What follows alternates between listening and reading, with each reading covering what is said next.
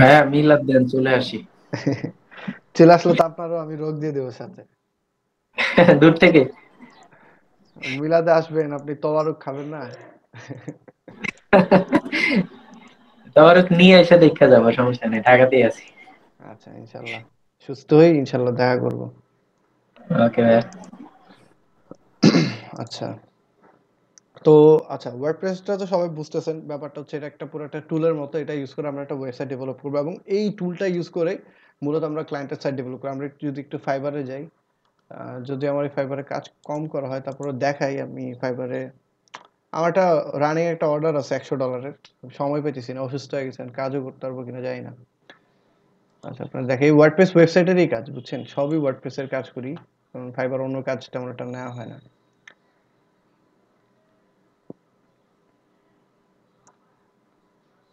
আচ্ছা, এই দেখাই একটা রানিং একটা অর্ডার।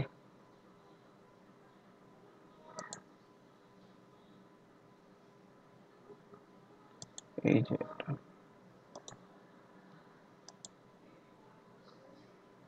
আচ্ছা, এই যে একটা $100 একটা অর্ডার, এটা রানিং আছে। আচ্ছা, লোড হচ্ছে পেজটা, দাঁড়ান। এই যে আরো একদিনের মতো সময় আছে। তো যাক, এটা কিন্তু ওয়ার্ডপ্রেসেরই কাজ। দেখেন, I will do WordPress landing page or elemental landing page. আচ্ছা, ল্যান্ডিং পেজটা কি? ল্যান্ডিং পেজের ব্যাপারে কারো আইডিয়া আছে? ল্যান্ডিং পেজ জিনিসটা কি? ল্যান্ডিং পেজ হচ্ছে একটা ওয়ান পেজ ওয়েবসাইটকে ল্যান্ডিং পেজ বলা হয়। আমরা কি বিভিন্ন ওয়েবসাইট দেখি না? এই যে ধরেন, এই যে এটা একটা ধরেন একটা ওয়েবসাইট, তারপর ধরেন এটা একটা ওয়েবসাইট, এগুলো প্রত্যেকটা একটা ওয়েবসাইট। আচ্ছা, আমার স্ক্রিনটা কি দেখা যাচ্ছে? হ্যালো? হ্যাঁ, দেখা যাচ্ছে। হ্যাঁ, তো এগুলো প্রত্যেকটা কি এক একটা ওয়েবসাইট, তাই না? তো ওয়েবসাইট ঠিক আছে, কিন্তু যখন একটা ওয়েবসাইট দেখবেন যে শুধুমাত্র ওয়ান পেজের একটা ওয়েবসাইট তৈরি করা আছে, তখন বুঝবেন যে এই জিনিসটা হচ্ছে আপনার একটা ল্যান্ডিং পেজ। হ্যাঁ, আর যখন দেখবেন যে মাল্টিপল অনেকগুলো পেজেস আছে, সেটারে আপনি ওয়েবসাইট বলেন, এটারও ওয়েবসাইট বলেন, কোনো সমস্যা নেই। বাট যখনই ওয়ান পেজের ওয়েবসাইট দেখবেন, ওইটাকে সাধারণত ল্যান্ডিং পেজ বলে সম্বোধন করা হয়। কারণটা কি? কারণটা হচ্ছে ল্যান্ডিং পেজ হচ্ছে এরকম থাকে যে একটা ল্যান্ডিং পেজ যখন ওয়ান পেজের ওয়েবসাইট হয়, আপনি একটু চিন্তা করেন, একটা ওয়েবসাইট মনে করেন 10টা পেজ আছে, আর একটা হচ্ছে ওয়ান পেজ। পার্থক্যটা কি হবে? যে ওয়ান পেজের মানে ল্যান্ডিং পেজগুলোতে মানে একটা পুরো কোম্পানির সব ধরনের ইনফরমেশন দেওয়া থাকবে একটা পেজের মধ্যে, যাতে করে মানুষের 10টা পেজে ভিজিট করার প্রয়োজন না পড়ে। সো এই কারণে ক্লায়েন্টদের কিন্তু ওয়েবসাইট মানে 10টা পেজের ওয়েবসাইটের চেয়ে ওয়ান পেজের ওয়েবসাইটের ডিমান্ডটা একটু বেশি থাকে। তো সবাই চায় যে আমি এত মাল্টিপল পেজেসে না যাই, আমি একটা পেজের মধ্যে আমার সব ধরনের ইনফরমেশন দিয়ে দিব, যাতে করে আমার 10টা পেজ বানানোর প্রয়োজন নাই পড়ে। তো এটাই, সবাই এই কারণে ল্যান্ডিং পেজের ডিমান্ডটা একটু বেশি থাকে এবং এটা খুব বেশি দামে আপনি সেলও করতে পারবেন। দেখেন, একটা সামান্য একটা ওয়ান পেজের একটা ল্যান্ডিং পেজ বানাচ্ছি, $100 এটা চার্জ করছি। এটা তো আপনারা একটা $100 দেখলেন, আমি এর চেয়ে অনেক বেশি চার্জও করি। হুম, যদিও আমার প্যাকেজ দেওয়া আছে আপনার ধরেন $30, তারপর হচ্ছে $60, ভাই, আমরা যখন $100। করবো তখন পেমেন্টটা কিভাবে ইয়ে করবো? আচ্ছা, কি এখানে যে টাকা পয়সা কেমন করে লেনদেন করা হয়? হ্যাঁ, হ্যাঁ, ওটা। আচ্ছা, এটা কিছুই না। এটা জাস্ট হচ্ছে আপনার একটা, মনে করেন এই যে আপনার একটা ধরেন ব্যাংক অ্যাকাউন্ট আছে না, ডিবিবিএল কিংবা যে কোনো জি। একটা ধরেন ইসলামী ব্যাংকের একটা ব্যাংক অ্যাকাউন্ট আছে। ব্যাংক অ্যাকাউন্ট যেমন করে খুলেন, মানে এইখানে তো আপনার দোকান মানে কি বলে ব্যাংকে যে আপনার ফর্ম ফিল আপ করে করে খুলতে হয়, এখানে এত কিছু লাগে না। আপনি একটা ইমেল অ্যাড্রেস যেমন করে খুলেন তেমনই একটা একটা অ্যাকাউন্ট খুলতে হবে। পে ইউনিয়ন নামে একটা আপনার হচ্ছে মাস্টার। এখানে আর হ্যাঁ, পেন আর মাস্টার কার্ড আছে ভাইয়া। আচ্ছা, তো ওই তো ভালো। তো পে ইউনিয়নে যে ওই একটা যে, অ্যাকাউন্ট খুলবেন, না খোলার না পর। ভাই, আমি বলছি যে এস্টিমেটটা কিভাবে করবো, যেটা $100 বা ও আপনি যেটা আচ্ছা, বলছেন না, আপনি আরো বেশিও নেন, ওইটা করছেন যেটা। আচ্ছা, এইটা হচ্ছে প্রজেক্ট। মনে করেন ক্লায়েন্টের সাথে কমিউনিকেট করতে হবে আপনার, যে ক্লায়েন্টের একটা আগে ক্লায়েন্টের সাথে কথা বলবেন। ক্লায়েন্টের যেমন আমি এই লাইনে অনেকদিন ধরে আসি বলে আমি একটা ক্লায়েন্টের সাথে দুইটা কথা বলে আমি বুঝতে পারি যে ক্লায়েন্টের আসলে বাজেটটা কতটুকু। এটা আপনাদের হয়তো একটু সময় লাগবে, বাট আপনি আপনার প্যাকেজটা দিয়ে দিবেন যে আপনার ধরেন এই যে ল্যান্ডিং পেজটা একটু দেখেন, এটা কয়টা সেকশন একটু হিসাব করেন। আপনাদের সেকশনের ব্যাপারে তো আইডিয়া আছে, যেহেতু এইচটিএমএল ওয়েবসাইট বানাইছেন আপনারা। এটা একটা জি সেকশন, ভাই। এইটা একটা সেকশন, এই যে দেখেন এটা একটা সেকশন, এটা হিরো সেকশন বলা হয়। তারপরে দেখেন এটা হচ্ছে প্রাইসিং প্ল্যানের একটা সেকশন, দুইটা সেকশন, তারপর তিনটা সেকশন, চারটা সেকশন, পাঁচটা সেকশন, ছয়টা, এই তো টোটাল 7টা সেকশনের মতো।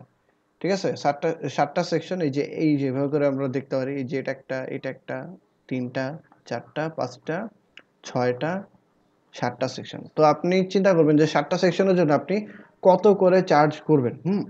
তো হইতে পারে আপনার আপনি চার্জ করতেছেন কত, একটা সেকশনের জন্য $10 করে চার্জ করলেন, তাহলে 7টার জন্য কত হইতে পারে? 7টার জন্য আপনি $70 চার্জ করলেন, বা যদি এমন হয় যে না আপনি একটা সেকশনের জন্য ধরেন আপনি $10 না আপনি $15 চার্জ করলেন, হইতে পারে ঠিক না? আপনি ধরেন তাহলে কত হয়? 15টার মানে কি বলে 7টা সেকশন যদি $15 করে হয় তাহলে $105 মতো। তো ধরেন হ্যাঁ $105 ধরেন আপনি রাউন্ড ফিগার একটা চার্জ করলেন $100। তো সো এটাই যে আপনি একটা ক্লায়েন্টের থেকে বিভিন্নভাবে চার্জ করতে পারেন। ডিপেন্ড করে যে আপনি আসলে কতটুকু চার্জ করতেছেন। তো আমি ক্লায়েন্টের সাথে এমন করে কথা বলছি যে ক্লায়েন্টের আগে ডিজাইনটা বুঝছি যে তার হচ্ছে এমন একটা ডিজাইন লাগবে যেটার মধ্যে এই ইনফরমেশনগুলো থাকবে। তো ক্লায়েন্টরা আমি একটা এস্টিমেট করে একটা বাজেট বলি যে তোমার পার সেকশনের জন্য আমি $এত করে চার্জ করব। অনেক সময় দেখা দেখি যে এমন হয় যে আমার একটা ক্লায়েন্ট আছে ফিক্সড, তার ল্যান্ডিং পেজগুলো থাকে হচ্ছে আপনার ধরেন ১ থেকে ৫ সেকশন ম্যাক্সিমাম। ১ সেকশন হয় না, ধরেন ম্যাক্সিমাম গেলে ৫ সেকশন হয়। তো সে আমার একটা ফিক্সড একটা অ্যামাউন্ট দিয়ে দেয় সবসময় $১৭০। সে আমার কাছে যখনই কাজ করায় ল্যান্ডিং পেজের জন্য $১৭০ দেয়। কারণটা কি? কারণটা হচ্ছে আমি তার ল্যান্ডিং পেজ বানায় দিই। তার পাশাপাশি একটা তার ডোমেইন দিই এবং একটা হোস্টিং সার্ভার দিই। তো সব মিলায় সে আমার $১৭০ দেয় এবং আমার এটা পোষায় যায়। কারণ হচ্ছে সে আমার মানে রেগুলার তার কাছ থেকে কাজ করি। তার কাছে বেশিও চার্জ করি না। সে আসলে বলে যে, "কত পাঠাবো তোমার? ১৭০?" আমি বলছি, "আচ্ছা দাও। ১৭০ দাও।" অনেক সময় সে আমারে PayPal এ টাকা দেয়। অনেক সময় হচ্ছে যে আপনার কি বলে আ কি বলে এই যে এখানে এই যে Fiverr এ পে করে দেয়। সো এটাই আরকি। আরে পেপাল তো বাংলাদেশের ব্যান্ড, তো ওইটাই কেমনে ইয়া করেন? আচ্ছা ওইটা হচ্ছে আমার মানে আমাদের যে এজেন্সি আছে এটা আমরা হচ্ছে আপনার ইউএসএ তে আমরা হচ্ছে বিজনেস একটা রেজিস্ট্রেশন করে নিছি। আমাদের ওখানে ইউএসএ তে একটা ব্যাংক অ্যাকাউন্ট খোলা আছে। ওখানে আমাদের সব ট্রানজ্যাকশনটা হয়। আর হচ্ছে ওখান থেকে আবার টাকাটা আমি আবার ব্যাংকে ট্রান্সফার করে নিয়ে আসি। একটু ঘুরে ফিরে আনতে হয়, কষ্ট হয় বেশি। কিন্তু মানে টাকাটা আনা যায় আরকি। কিন্তু ডিরেক্ট পেপ্যাল থেকে বাংলাদেশে আপনি কোন ব্যাংক অ্যাকাউন্ট এড করতে পারবেন না। আগে একটা সময় সুযোগ ছিল। যখন ২০০০ আপনার ধরেন ১৫-১৬ বা ১৭ পর্যন্ত এই সুযোগটা ছিল যে আপনি পেপ্যাল এর সাথে একটা যেকোনো একটা ধরেন মাস্টার কার্ড যেকোনো কিছু একটা এড করা যেত। তখন আমরা করতাম কি পেপ্যাল এর সাথে পেইওনিয়ার এড করতাম। পেইওনিয়ারে কি আছে যে বাংলাদেশের যেকোনো ব্যাংকে আপনি এড করতে পারবেন। তারপরে বাংলাদেশে নিয়ে আসতাম। সো এখন আর এই সুযোগটা নাই। পেপ্যাল অনেক রেস্ট্রিকশনস দিয়ে দিছে। আর বাংলাদেশে তো মানে পেপ্যাল নাই। ব্যান কি? বাংলাদেশে অনুমোদনই দেওয়া হয় নাই। ব্যান তো পরের বিষয়। তো এটাই আরকি। তো এই কারণে এখন আমরা মানে বাংলাদেশে ডিরেক্ট আপনি টাকা আনতে পারবেন না। আনতে হলে একটু ঘুরায় ফিরে আনতে হয়। এই আরকি। আরেকটা বিষয় হচ্ছে যে আমার PayPal এর ডলার আমি ডিরেক্ট মানে মানে খুব প্রয়োজন পড়লে তখন ব্যাংকে ট্রান্সফার করি। আদারওয়াইজ PayPal এর ডলার যেটা থাকে সেটা ডলার হিসাবেই খরচ হয়। যেমন আমাদের কিছু ব্যবসা-বাণিজ্য থাকে, ড্রপ শিপিং এর আছে, এফিলিয়েট মার্কেটিং এর কিছু ব্যবসা আছে বা ক্লায়েন্টের জন্য বিভিন্ন সময় পেমেন্ট করা লাগে। এই যে হোস্টিং এর জন্য বা বিভিন্নভাবে পেমেন্ট করা লাগে। তো আমরা কি ডলারটা উঠাই নেই। ওইটা ওখানেই থাকে। ওইখান থেকে আস্তে, আস্তে খরচ করে নিই। বুঝাতে পারছি? মানে ওই ডলারটা আপনার ভাঙানোর প্রয়োজন পড়ে না আমাদের। বুঝতে পারছি। এগুলোকে এভাবে করতে হলে বা অ্যাফিলিয়েট করতে হলে বা ডোমেইন হোস্টিং এর জন্য ডলার কিনে হ্যাঁ, হ্যাঁ। দেন আমি আমার অ্যাকাউন্টে অ্যাড করে দেন হ্যাঁ, পারচেজ করতে হয়। তো হ্যাঁ। আপনি তো ওইটাকে ওইভাবেই খরচ করতেছেন। হ্যাঁ, আমি হচ্ছে যেটা আমার কাছে আসে PayPal এ টাকা মানে ডলার যেটা আসে সেটা ওখান থেকেই খরচ করে ফেলি। সো আমার আর মানে বাড়তি কোনো আলাদাভাবে ডলার কিনতে হয় না। এই আরকি। তো যাই হোক তো এগুলো দেখেন এগুলো একেকটা সেকশন। তো ওই সেকশন গুলো আপনি যেভাবে করে চার্জ করেন $10 থেকে $15 আমার যেমন হচ্ছে আমি এটাতে কাজ করি কম তো আপাতত একটা দিয়ে রাখছি আরকি। যেমন এখানে আমি মানে আপনি একটু চিন্তা করেন যে ১ম ২ টা সেকশন মানে যে প্যাকেজটা বেসিক প্যাকেজটা আমি এমন করে দিছি যে আমাদের কি থাকে বিভিন্ন সময় অফার থাকে না বিভিন্ন জায়গায় শপিং করতে গেলে যে আপনি একটা প্রোডাক্ট নিলে আপনার পড়বে ৳৫০, ২ টা প্রোডাক্ট নিলে আপনার পড়বে ধরেন ৳৯০ কিংবা ৳৮০ এরকম পড়ে না? হয় কি না জিনিসটা? যে আপনার বিভিন্ন সময় শপিং করেন বা যেটাই কিনেন। তো এটাই কিন্তু ব্যবসা জিনিসটা এরকমই যে আপনার যে একটা প্রোডাক্টের জায়গায় আপনি ২ টা প্রোডাক্ট কিনলে আপনার খরচটা একটু কম পড়ে। তেমনই এখানে যদি আপনি একটু আসেন যে দেখেন বেসিক প্যাকেজটা কত আমার। বেসিক প্যাকেজে আমি $৩০ চার্জ করতেছি কিন্তু নিতেছি মানে ২ টা সেকশনের জন্য। ২ টা সেকশনের জন্য $৩০ চার্জ করলে কি একটার জন্য কত করে পড়ে? $15 করে পড়ে। আপনি আমার স্ট্যান্ডার্ড প্যাকেজটাতে যান। এখানে আমি করতেছি কি তাকে ৫ টা মানে সেকশন দিচ্ছি। আগে দিছি ২ টা এখন দিতেছি কয়টা ৫ টা। তাহলে একটু হিসাব করেন। মানে নরমালি হচ্ছে ২ টার জন্য আমি $৩০ নিই। তাহলে ৫ টার জন্য কত নেওয়া উচিত আমার? ৫ টার জন্য আমার কত নেওয়া উচিত? হিসাব করেন আপনারা। $৭৫ নেওয়া উচিত না? কিন্তু আমি কত ৭৫ হ্যাঁ, ৭৫ নেওয়া উচিত কিন্তু আমি নিতেছি কত? $৬০। রাইট। হ্যাঁ, তাই এখানে আমি কি করতেছি যে আপনার হচ্ছে একেকটা সেকশনের জন্য $১২ করে চার্জ করতেছি। ঠিক আছে? যে মানে ক্লায়েন্ট দেখবে যে আচ্ছা আমি তার কাছে আসলাম, আসার পরে দেখলাম যে সে ২ টা সেকশনের জন্য $৩০ নেয়। হ্যাঁ, তাহলে তার কাছে যদি আমি ৫ টা সেকশন করাই তাহলে আমি এখানে একেকটা সেকশনে $৩ করে ডিসকাউন্ট পাবো। মানে কি ৫ টা সেকশনে তার যেখানে পড়তো $৭৫ খরচ সেখানে সে $15 হ্যাঁ, মানে মোটামুটি $15 সেভ করতে পারতেছে। তারপর আবার প্রিমিয়াম সেকশনে যান, প্রিমিয়াম সেকশনে আমি 10টা সেকশনের কাজ করি, 10টা সেকশনের জন্য আমি $100 চার্জ করি, মানে এক একটা সেকশনে আমি হচ্ছে আপনার $10 করে নিচ্ছি, যেখানে আমার বেসিক প্যাকেজে আমি $5 করে নিচ্ছি। সো এখানে এসে যদি সে আমাকে মানে 10টা কিংবা তার চেয়ে একাধিক সেকশন দেয়, তাহলে কি লাভটা তার বেশি। সো এমন হতে পারে কোন একটা ক্লায়েন্ট তার বাজেট এবং তার সেকশন নিয়ে আসছিল 2টা, সে এসে দেখলো যে না আমি চাইলে আর একটু বড় বানাইতে পারি আমার ওয়েবসাইটটারে, বড় বানাই আমি 10টা পর্যন্ত যাই, তাহলে আমি $100 দিলাম, তাহলে আমার $5 করে সেভ হলো। সো জিনিসটা এরকম যে আপনাদেরকে আমি এই জিনিসগুলো আইডিয়া দিব যে কেমন করে আপনার গিগটা সাজাবেন। আপনাদের প্রত্যেকজনের গিগটা আমি ধরে ধরে তৈরি করে দিব, আমাদের মানে লাইভ ক্লাসে আপনারা সবাই তৈরি করবেন। সো আপনাদের টেনশনের কোনো কারণ নাই, কেমন করে প্রাইসিং সাজাবেন, কিভাবে করে ক্লায়েন্টের সাথে কমিউনিকেট করবেন, কিভাবে ক্লায়েন্টের সাথে একটা বাজেট, আমি যেমন অনেক সময় কিন্তু $100 বেশিও চার্জ করি। এই যে আমার যদি অর্ডারে যাই তাহলে আপনাদের দেখাতে পারবো, কমপ্লিটেড অর্ডারে যাই,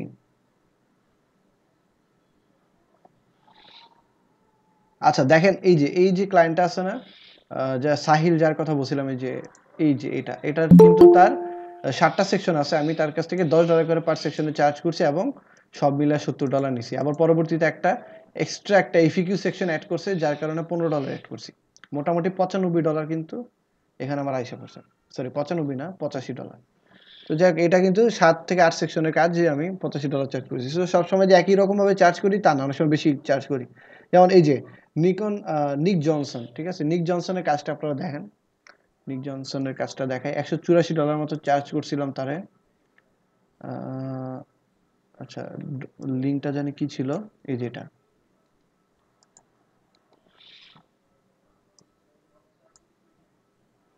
আচ্ছা নিক জনসনকে দেখেন চার্জ করছি কত, টোটাল দেখেন কত চার্জ করছি, দুইটা হিসাব করে দেখাই।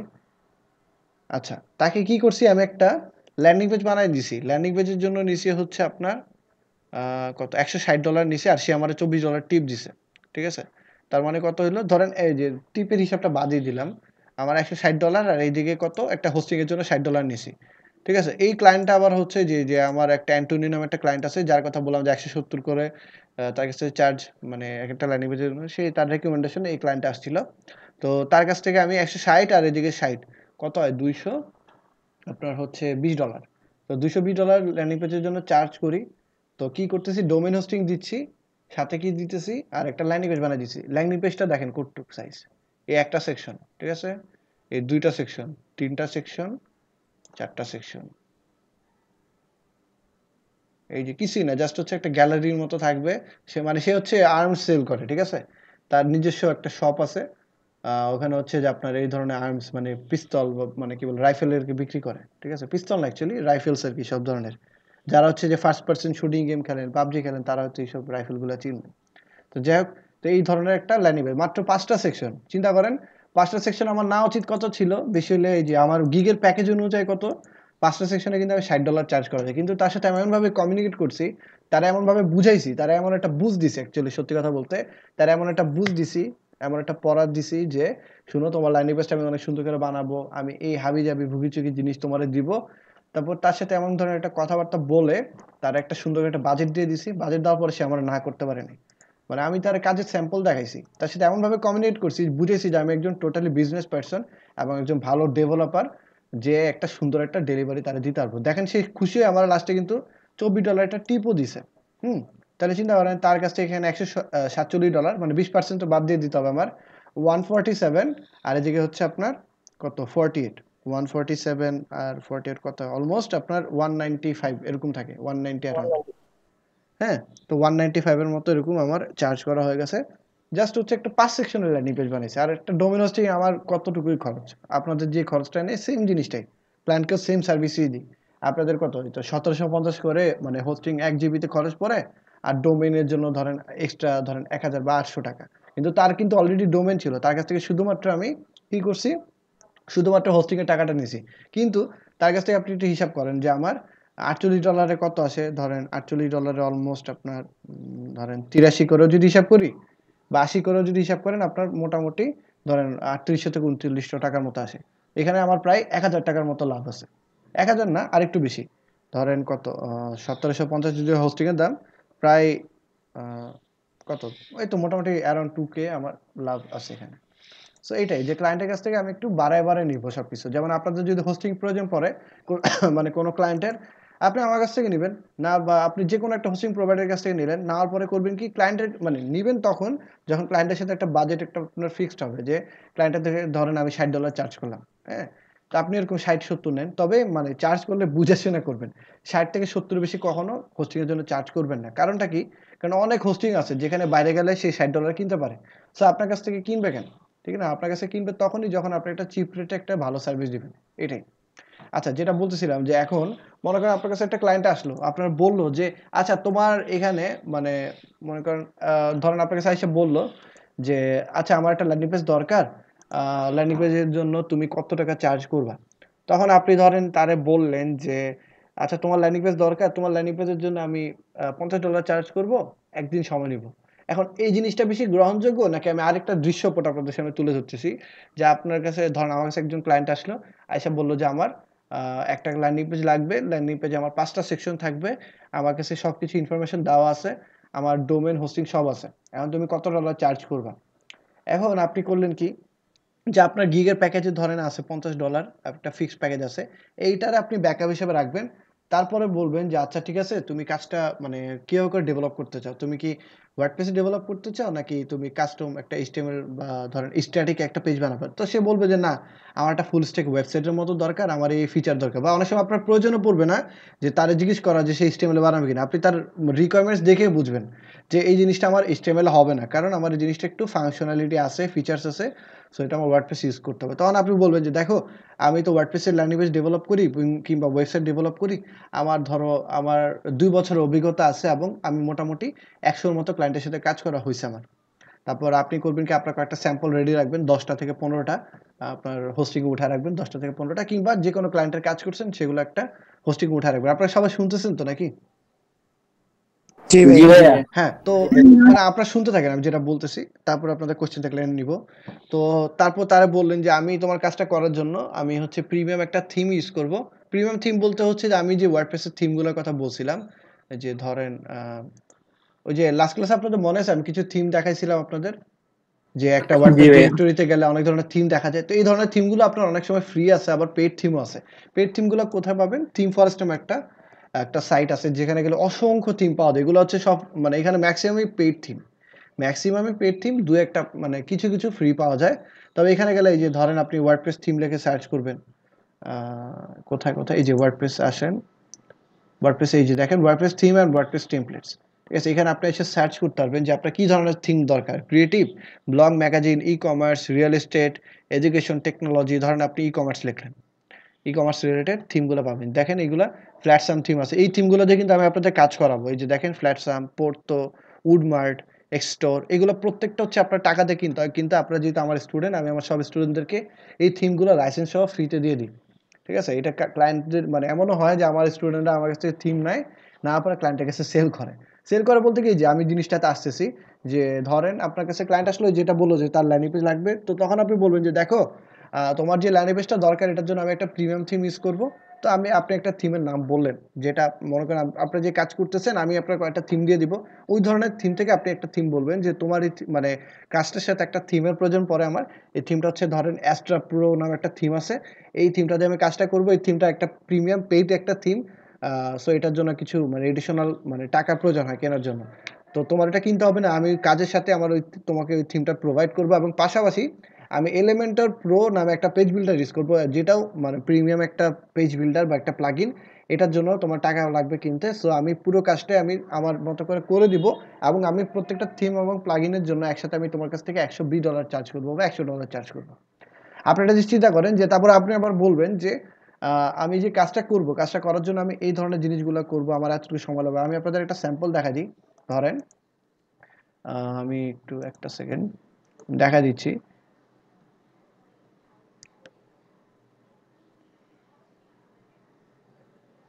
দাঁড়ান একটা সেকেন্ড, আমার একটু সময় দিবেন।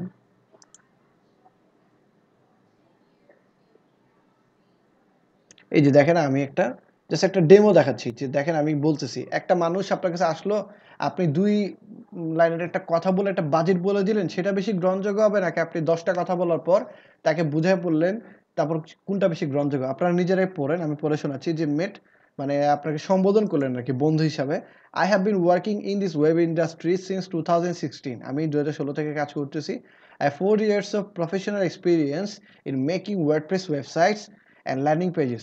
Customer satisfaction is my main priority, এখানে টেপোস টু পিএস হবে। Customer satisfaction is my main priority.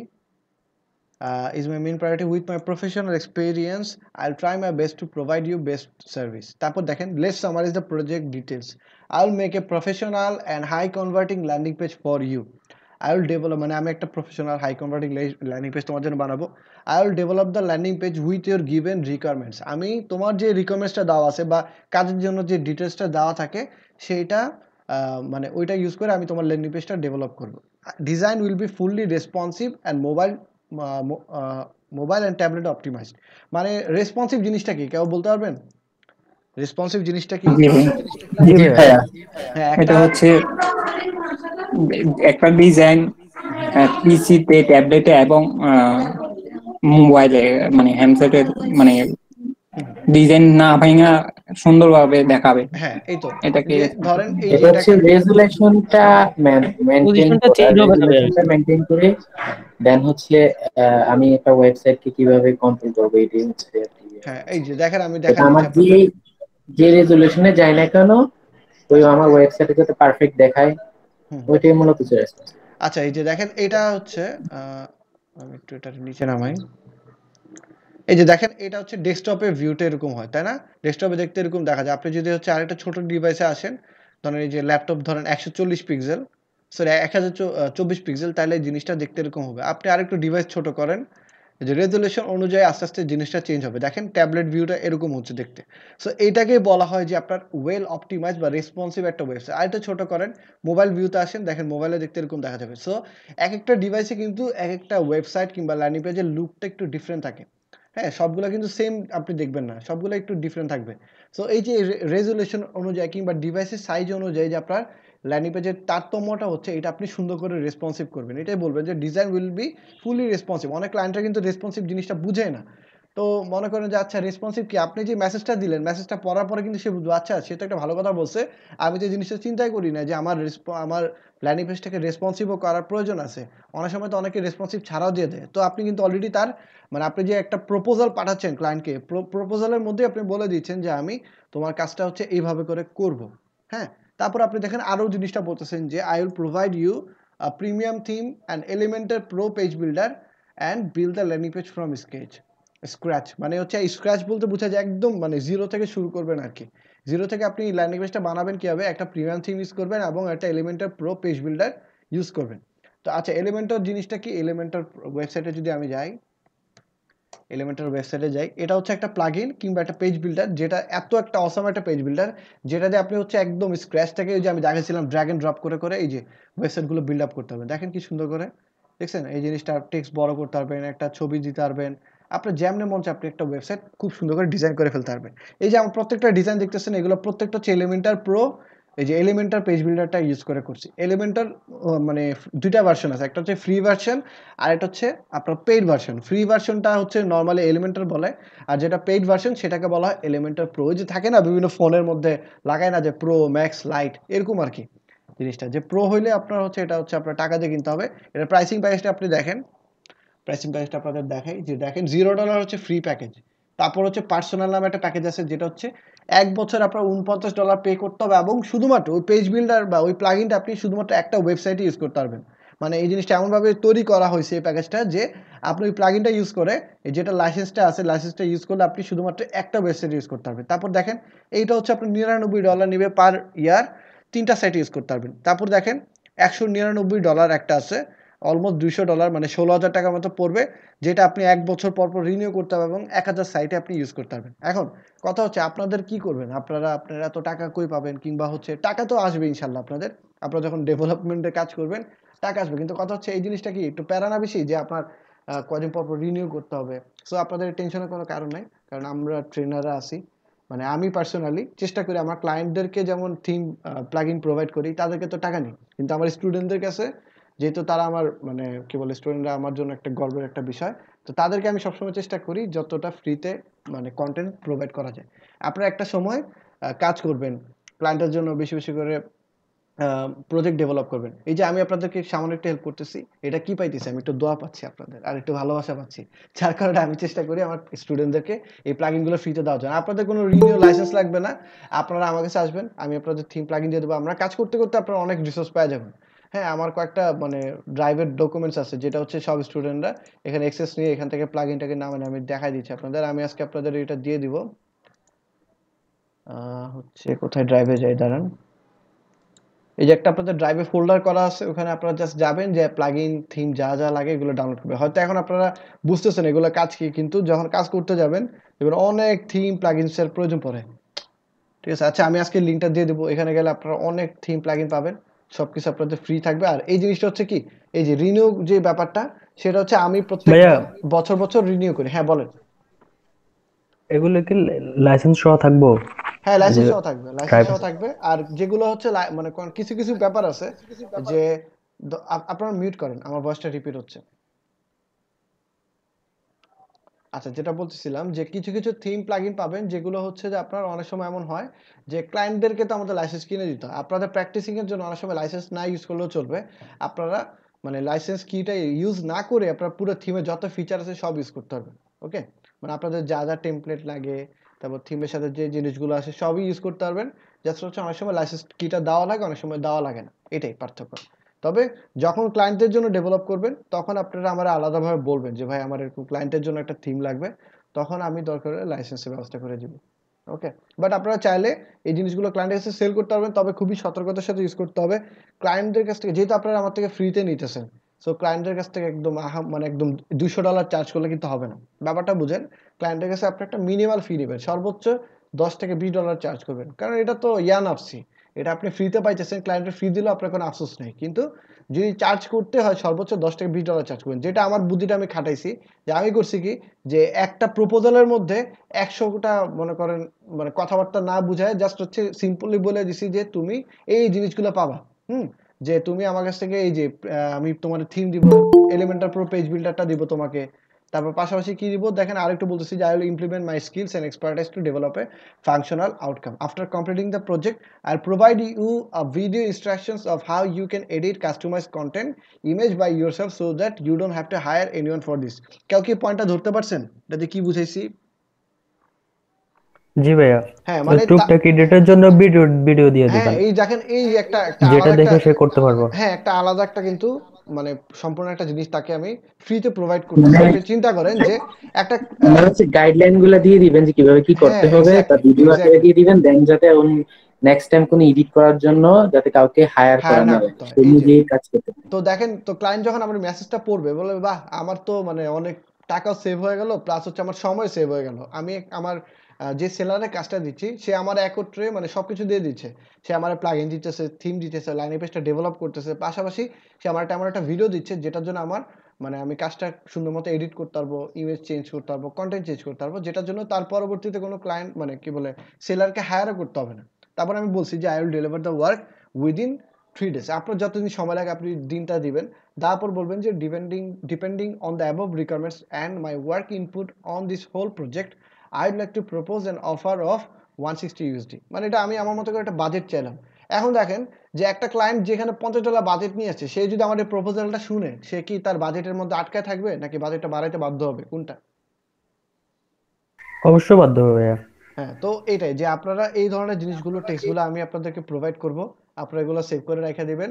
যখন আপনারা ফ্রিল্যান্সিং শুরু করবেন, অনেক সময় ক্লায়েন্টের প্রপোজাল দেওয়ার প্রয়োজন পড়ে, বা আপনার কাছে ক্লায়েন্ট আসলো, আপনি 2 লাইনে তারে বলে দিবেন না যে আমার বাজেট এতটুকু, তুমি আমারে কাজ দাও, তাহলে আমি করব। জিনিসটা এটার চেয়ে বেশি গ্রহণযোগ্য হবে যখন আপনি একটা সুন্দর করে একটা টেক্সট বা একটা প্রপোজালের মতো করে পাঠাবেন, তখন। তারপর দেখেন জিনিসটা আমি এখানে শেষ করে দিতে পারতাম, তারপর কি বলছি যে let me no your thoughts, thanks, মানে তোমার মানে চিন্তাধারা আমাকে জানাও, আমি যে একটা প্রপোজাল পাঠাইছি এটার ব্যাপারে মানে তার কাছ থেকে আপনি একটা আইডিয়া পাবেন। তারপরে দেখেন আমি এখানে কি করতেছি, here are some samples of my recent project, এরকম একটা আমি দিয়ে দিলাম যে here are some samples of my recent project. তারপর কি করবো, এখানে আমি 10-15টা আমার যতগুলো প্রজেক্ট আছে লিঙ্ক দিয়ে দিব। এই যে দেখেন আমি এরকম কয়েকটা লিঙ্ক দিয়ে দেবো। এখন লিঙ্কটা দেওয়ার কারণ কি, যে আমি যে তারা এত কথাবার্তা বলছি, সে শুনে মনেও করতে পারে যে আমি চাপা মারতেছি। এটা স্বাভাবিক না যে আমি একটা 100টা কথা বললাম, এখন আমি যে আসলে ঠিকমতো সার্ভিসটা দিব কিনা এটা গ্যারান্টি কি? গ্যারান্টিটা তখনই আসবে যখন আপনি আপনার কাজের প্রজেক্ট বা স্যাম্পল আপনি ক্লায়েন্টরা শো করাইতে পারবেন। ক্লায়েন্টরা আমি যদি আমার ১০ টা সুন্দর, সুন্দর সাইট শো করাই, ক্লায়েন্ট কি কনভিন্স হবে না? হবে কিনা? মানে আপনি যে কাজে জি পারদর্শী, ভাইয়া। ক্লায়েন্ট বুঝবে কেমন করে? আপনার এই যে আপনার ধরেন ফাইবারে আমার রিভিউ আছে। আমার প্রজেক্ট গুলো যে সাইডে এসে দেখা যাচ্ছে, ক্লায়েন্ট দেখে বুঝতে পারতেছে। কিন্তু যদি আমার মানে আমার অ্যাকাউন্টটা নতুন হয়, আমার এখানে কিন্তু কোনো রিভিউ নাই। সো ক্লায়েন্ট বুঝবে কেমন করে যে আমি আসলে কাজ জানি? তখন বুঝবে সে হবে যে আপনার এখানে আপনি আসছেন, আসার পরে ক্লায়েন্ট দেখতে পারলো যে আপনার অনেকগুলো ১০টা ১৫টা প্রজেক্ট করা আছে এবং খুব সুন্দর করে আপনি প্রজেক্টগুলো ডেভেলপ করছেন। সো আপনি যখনই তার এই স্যাম্পলটা দেখাবেন, ক্লায়েন্ট খুশি হয়ে যাবে এবং আপনার কাজটা দিয়ে দিবে। যাক, আজকে আমি ওয়ার্ডপ্রেস ওয়েবসাইট দেখানোর আগে আপনাদের একটা পুরো প্রজেক্ট কেমন করে মানে সাজাই বা ক্লায়েন্টের কেমন করে মানে আপনার হচ্ছে যে প্রপোজাল পাঠাই, এটার একটা আইডিয়া দিলাম আরকি। আবার একটু ওয়ার্ডপ্রেস ওয়েবসাইটের আরেকটু আইডিয়া নেই যে আমি যদি হচ্ছে এখানে একটু সার্চ করি, আপনারা দেখতে পাবেন যে ওয়ার্ডপ্রেস ওয়েবসাইট কিংবা ল্যান্ডিং পেজ এগুলো কত করে চার্জ করা হয়। আমি যদি ল্যান্ডিং পেজ লিখে সার্চ করি, আপনারা দেখতে পাবেন যে এখানে মানুষজন হচ্ছে এই যে এটা আমার এজেন্সি অ্যাকাউন্ট আরেকটা। যাই হোক, এইখানে আমাদের ফার্স্ট পেজে এটা শো করে আরকি। তো দেখেন এখানে দেখেন মানুষজন কেমন করে $120, $50, $50 মিনিমাম প্যাকেজ $20 থেকে আপনারা 100, 120 এরকম করে চার্জ করে। সো আপনারা মানে মোটামুটি ভালো একটা ফিডব্যাক পাবেন যদি ল্যান্ডিং পেজের উপরে একটা গিগ খুলতে পারেন। ঠিক আছে? এটা তো ল্যান্ডিং পেজ গেল। এবার আমি একটু যাই হচ্ছে ওয়ার্ডপ্রেস ওয়েবসাইটে। ওয়ার্ডপ্রেস ওয়েবসাইট লিখে যদি সার্চ করি, এই যে দেখেন ওয়ার্ডপ্রেস ওয়েবসাইটে যদি সার্চ করি, এটা মোটামুটি 50, 185 এই যে দেখেন এই ব্যক্তিটা। সে যদিও টপ রেটেড সেলার। ধরেন এই যে এখানে আরেকটু নিচে আসি। ধরেন না, এটাও একটু বেশি চার্জ করতেছে কারণ সে একটু এক্সপেরিয়েন্সড। মানে আপনি বেসিক সেলার হিসাবে আপনি মোটামুটি $50 থেকে $100 আপনি শুরু করতে হবে। এই যে দেখেন আমরা যদি একটু নিচে আসি, এই যে লেভেল 2 একটা সেলার আছে। সে কি করছে কি, সে করে কি যে তার কাজটা হচ্ছে I will create WordPress membership website বানায়, সাবস্ক্রিপশন ওয়েবসাইট বানায়। তার দেখেন 3টা কিউতে আছে মোটামুটি 5 স্টার পাওয়া। সে কোন কান্ট্রি থেকে বিলং করে একটু দেখি তো। সে সম্ভবত ইন্ডিয়ান। এই যে দেখেন ইন্ডিয়ান একটা ক্লায়েন্ট মানে একটা সেলার। তার মোটামুটি 82টা রিভিউ আছে। সে $30 থেকে চার্জ করে। তার প্যাকেজগুলো দেখেন 30, 200, 300। $30 কি করে? সে একটা মনে করেন একটা জাস্ট একটা সিম্পল একটা সার্ভিস দেয় যে ধরেন একটা সেটআপ করে দিবে ওয়ার্ডপ্রেসটা। এটার জন্য সে $30 নেয়। পরের প্যাকেজগুলোতে সে হচ্ছে পুরো ওয়েবসাইটের জন্য যা, যা করা লাগে সেগুলো নেবে। তো এটাই আপনি মোটামুটি ভালো দেখেন $300 পর্যন্ত সে চার্জ করে। ঠিক আছে? আপনার 30, 300 বা 200 এরকম করে চার্জ করে। তারপর আপনি এখানে আসেন। আমি তো ল্যান্ডিং পেজের দাম খুব কম। ওয়ার্ডপ্রেস ওয়েবসাইটে কি হয়? একসাথে অনেকগুলো সার্ভিস দেওয়া হয়। মানে একটা পুরো ফুল স্ট্যাক একটা ওয়েবসাইট বানায়। ঠিক আছে? তো যাই হোক, তো এই আরকি আপনারা একটা আইডিয়া পেলেন মোটামুটি। কারো ওয়ার্ডপ্রেস ওয়েবসাইট বা ল্যান্ডিং পেজের ব্যাপারে কোনো আর আইডিয়ার প্রয়োজন বা যদি কোনো কিছু জিজ্ঞেস করা থাকে বলতে পারেন। ভাইয়া লোকাল সার্ভারে যখন করবো তখন কি ওই প্রোগুলো ইউজ করতে পারবো? বুঝি নাই লোকাল ইভেন্টের সার্ভার। প্রো, পেজ বিল্ডার, হ্যাঁ, ইউজ ভাইয়া করতে আর কি পারবেন। বলছিলাম? বাট বিষয়টা কি মনে করেন একটা হাই কনফিগারেশনের পিসি আর একটা লো কনফিগারেশনের পিসি। মনে করেন আপনার হচ্ছে একটা Pentium 4 এর একটা পিসি আছে, আবার একটা Core i5 এর বা Core i7 এর একটা পিসি আছে। দুটার মধ্যে পার্থক্য আছে না? আছে কিনা? হ্যাঁ তো তেমনি আচ্ছা। যে আপনি যখন একটা হোস্টিং ইউজ করতেছেন, এই যে আমি একটা হোস্টিং সার্ভার ইউজ করি। ধরেন যে কোনো একটা হোস্টিং সার্ভার, ধরেন আমাদের বিডিটেক জাম্প ক্লায়েন্টের। জাম্প এই যে ধরেন আমি এই যে সার্ভারে গেলাম। এই সার্ভারে আর ভাইয়া লোকাল সার্ভারে ডিস্টার্ব করে যে থিম গুলো কাস্টমাইজ করতে গেলে হ্যাঁ, আমি বলি অনেক এই যে সময় গ্লিচ হয়ে যায়। হ্যাঁ, যে গ্লিচ হয়, তারপর হচ্ছে আরো অনেক ঝামেলা আছে। মানে হচ্ছে স্লো থাকে। এই যে দেখুন আমার সার্ভারটা দেখেন কত ফাস্ট লোড হচ্ছে। আমি ঢুকে যাইতেছি সি প্যানেলের মধ্যে। আমার এখানে প্যারা কম, ঠিক না? তো যখন আপনি লোকাল সার্ভারে কাজ করবেন, লোকাল সার্ভারে হবে কি যে আপনার এই সার্ভার স্পিডটা ওইভাবে করে পাবেন না। একটু স্লো থাকবে, বাট প্র্যাকটিসিং এর জন্য ঠিক আছে। যে আপনি ইনিশিয়ালি প্রথম আমি মানে স্টুডেন্টদের কি, আমরা স্টুডেন্টরা আমি কাজ শিখতেছি। আমাদের অনেক কষ্ট হচ্ছে। আমরা মানে যদি সুবিধা থাকতো তাহলে তো আমরা ১০-১৫ হাজার টাকা দিয়ে কোর্স কিনেও করতাম, ঠিক না? সো ইনিশিয়ালি আপনাদের হচ্ছে যে প্রথম প্র্যাকটিসিং এর জন্য লোকাল সার্ভারে করেন। ভবিষ্যতে যখন আপনার একটু ১,০০০-৫,০০০ একটু টাকা হবে বা ১,০০০-১,২০০ টাকা হবে, তখন যে আপনি একটা হোস্টিং কেনার জন্য চিন্তা ভাবনা করবেন। বা আপনি চিন্তা করলেন যে না, আমার লোকাল সার্ভারে কাজ করে মজা পাচ্ছি না, আপনি তখন একটা হোস্টিং কিনে ফেলবেন। হোস্টিং এর জন্য আপনার বেশি হলে সর্বোচ্চ আপনার ডোমেইন হোস্টিং সহ 2500 থেকে 3000 টাকা খরচ পড়বে এবং এটা 1 বছর পর পর আপনার রিনিউ করতে হবে। হ্যাঁ? তো এটাই। আপনি ধরেন ১ম বছরটা হয়তো আপনার একটু কষ্ট হবে। পরের বছর থেকে দেখবেন যে আপনার ক্লায়েন্টের এত প্রজেক্ট পাইতেছেন যে আপনার একটা ডোমেইন হোস্টিং রিনিউ করা কোনো ব্যাপারই না। তখন প্রয়োজনে আপনি আরো হোস্টিং এর পাওয়ারটা আরেকটু বাড়ায় নিবেন। ঠিক আছে? মানে স্পেসটা আরেকটু বাড়ায় নিবেন। এটাই। তো যাক ইনিশিয়ালি আপনারা প্র্যাকটিস করেন। আমি আজকে লোকাল হোস্টে দেখাই দিচ্ছি কেমন করে করবেন। পরবর্তীতে আপনার একটু হাতে টাকা পয়সা আসলে তখন একটা ডোমেইন হোস্টিং কিনে ফেলবেন। ডোমেইন হোস্টিং কিনার মানে ডোমেইন হোস্টিং দিয়ে কাজ করা আর লোকাল সার্ভারে কাজ করার মধ্যে পার্থক্যটা আপনি খুব দ্রুতই বুঝে যাবেন। মানে ওই যে থাকে না যে আপনি একটা নরমাল একটা পিসিতে কাজ করছেন, একটা হাই পাওয়ার একটা মানে পিসিতে কাজ করতেছেন। দেখবেন আপনি পার্থক্যটা নিজে বুঝতেছেন। অনেক সুইফট কাজ করতে পারতেছেন, অনেক ফাস্ট কাজ করতে পারতেছেন, রেন্ডার হচ্ছে খুব দ্রুত এইটাই। তো যাক তারপরে আমি আপনাদের ফ্রিতে কেমন করে লোকাল হোস্টে কাজ করতে হয় সেটা আজকে দেখাই দিচ্ছি। ফার্স্টে যে জিনিসটা করতে হবে আপনার জ্যাম্প নামে একটা সফটওয়্যার নামাইতে হবে। জ্যাম্প জিনিসটা কি? এটা হচ্ছে আপনার এই যে লোকাল সার্ভার ক্রিয়েট করার জন্য একটা সফটওয়্যার আছে, সেটা আমরা ডাউনলোড করব। তো জ্যাম্প ডাউনলোড লিখে সার্চ করবেন। সবাই স্ক্রিনটা তো দেখা যাচ্ছে, রাইট? জি ভাই দেখা জি যাচ্ছে।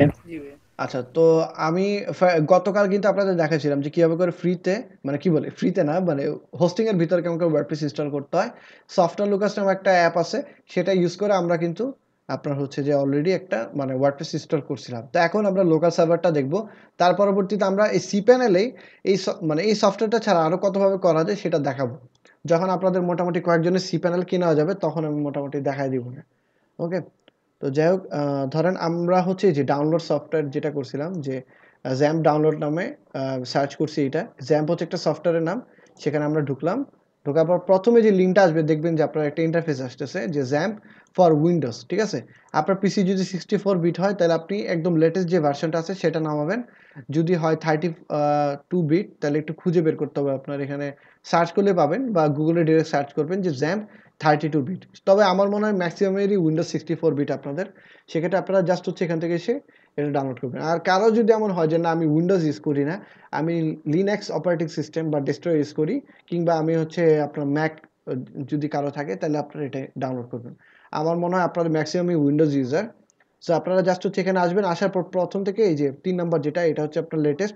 আপনারা নিজেরাই দেখতে পারবেন যে কোনটা লেটেস্ট 7.23 নাকি 7.4। সো যে বুঝতে পারতেছেন এটাই মানে সবচেয়ে লেটেস্ট। জাস্ট এটাতে ডাউনলোড বাটনে ক্লিক করবেন। একটু সময় নেবে ডাউনলোড হওয়ার জন্য। এই যে এটা আমার ওরে বাবা 156 এমবি। ঠিক আছে, আমি ডাউনলোড দিয়ে দিই। আশা করি তাড়াতাড়ি হয়ে যাবে, আমার ডাউনলোড স্পিড আছে ভালোই।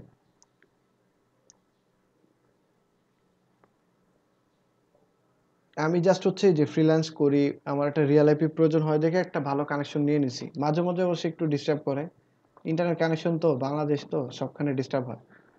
তবে এটা মানে যখন স্পিড স্পিড থাকে ভালোই থাকে। এই যে দেখতে পাচ্ছেন 156 এমবি মোটামুটি ডাউনলোড হয়ে গেল তাড়াতাড়ি। এটা কয় এমবিপিএস এর ভাই এটা হচ্ছে ওয়াইফাইটা? আপনার দিনের বেলা থাকে মনে হয় কত 20 এর উপরে থাকে। 1500 টাকার মতো চার্জ নেয়। ওদের স্পিড লিমিটটা হচ্ছে 20 থেকে 40 এমবিপিএস এই আর কি। আচ্ছা যাই হোক, আমি সফটওয়্যারটা ইনস্টল করি।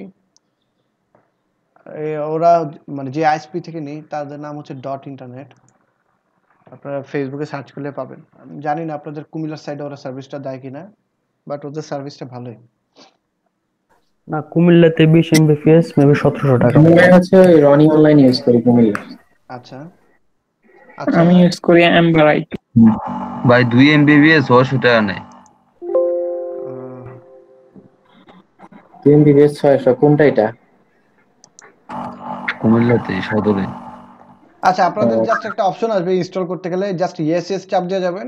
ঠিক আছে, মানে প্রথমে একটা ওয়ার্নিং এর মতো দেখাবে, ওইটা জাস্ট ইয়েস চাপ দিবেন তাহলে হবে। অনেক সময় দেখা যায় কি যে অনেক সময় অ্যান্টিভাইরাস থাকে, অ্যান্টিভাইরাসটা একটু হচ্ছে জাস্ট কিছু সময়ের জন্য ডিসেবল করে নেবেন। ঠিক আছে, আমি এটা ডিসেবল করে নেই। আচ্ছা আমি এটা কাইটা দিই, নাহলে ঝামেলা করবে। ঠিক আছে, আমি ডিসেবল করে নিলাম অ্যান্টিভাইরাসটা। তার পরবর্তীতে আমি আবার হচ্ছে জাস্ট রান এজ অ্যাডমিনিস্ট্রেশন দিলাম। যে একটা ওয়ার্নিং এর মতো আসতে পারে আপনাদের, যদি আসে তাহলে তো হইলে, না হইলেও জাস্ট নেক্সট চাপ দিয়ে যাবেন। আচ্ছা ডিরেক্ট এসে পড়ছে। আচ্ছা এই যে এই ওয়ার্নিংটা আসবে, এটা জাস্ট কিছুই না, জাস্ট একটা ওকে চাপ দিবেন। তারপর হচ্ছে কিচ্ছু করতে হবে না, নেক্সট নেক্সট চাপ দিয়ে যাবেন। এগুলো কোনো কিছু ধরার দরকার নাই। আপনি সিতে রাখতে পারেন, কিংবা আপনার যদি অন্য কোথাও প্রয়োজন পড়ে ওখানে ইনস্টল করে নিন।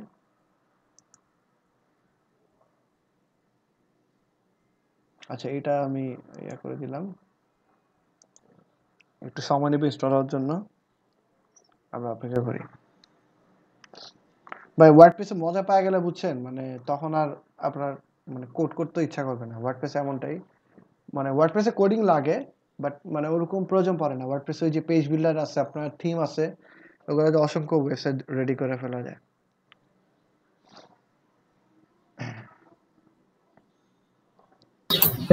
এরপর কি আমাদের বুটস্ট্র্যাপটা দেখাবেন? হ্যাঁ, বুটস্ট্র্যাপটা আমি দেখাবো, এক ফাঁকে দেখাবো। আসলে ওয়ার্ডপ্রেসটা দেখাচ্ছি এই কারণে, কারণ আহ, এটা আরেকটু আগে শুরু করার প্ল্যান ছিল। আপনারা একই সাথে মানে যেহেতু আপনারা একটা লার্নিং এনভায়রনমেন্টের মধ্যে আছেন, সো আমি চেষ্টা করবো ওয়ার্ডপ্রেসটা দেখাইতে থাকবো, পাশাপাশি মাঝে মাঝে দু একটা ক্লাস হচ্ছে বুটস্ট্র্যাপ নিতে। বুটস্ট্র্যাপ খুবই ইজি, বুটস্ট্র্যাপ আপনি আধা ঘন্টাও শিখতে পারবেন। বুটস্ট্র্যাপ এতটাই ইজি, আপনি আধা ঘন্টার মধ্যে শিখতে পারবেন। বাসায় যদি আপনারা যদি চান আমি রিসোর্স ধরাই দিব, রিসোর্স দেখেও শিখতে পারবেন। তবে আমি দেখাবো, দেখি ওয়ার্ডপ্রেসের দু একটা প্রজেক্ট করে ফেলি আমরা, তার মাঝখানে মাঝখানে আমরা বুটস্ট্র্যাপটা দেখাবো। বললাম তো বুটস্ট্র্যাপে আপনি আধা ঘন্টায় মনে করেন বুটস্ট্র্যাপ পুরোটা শিখে ফেলতে পারবেন।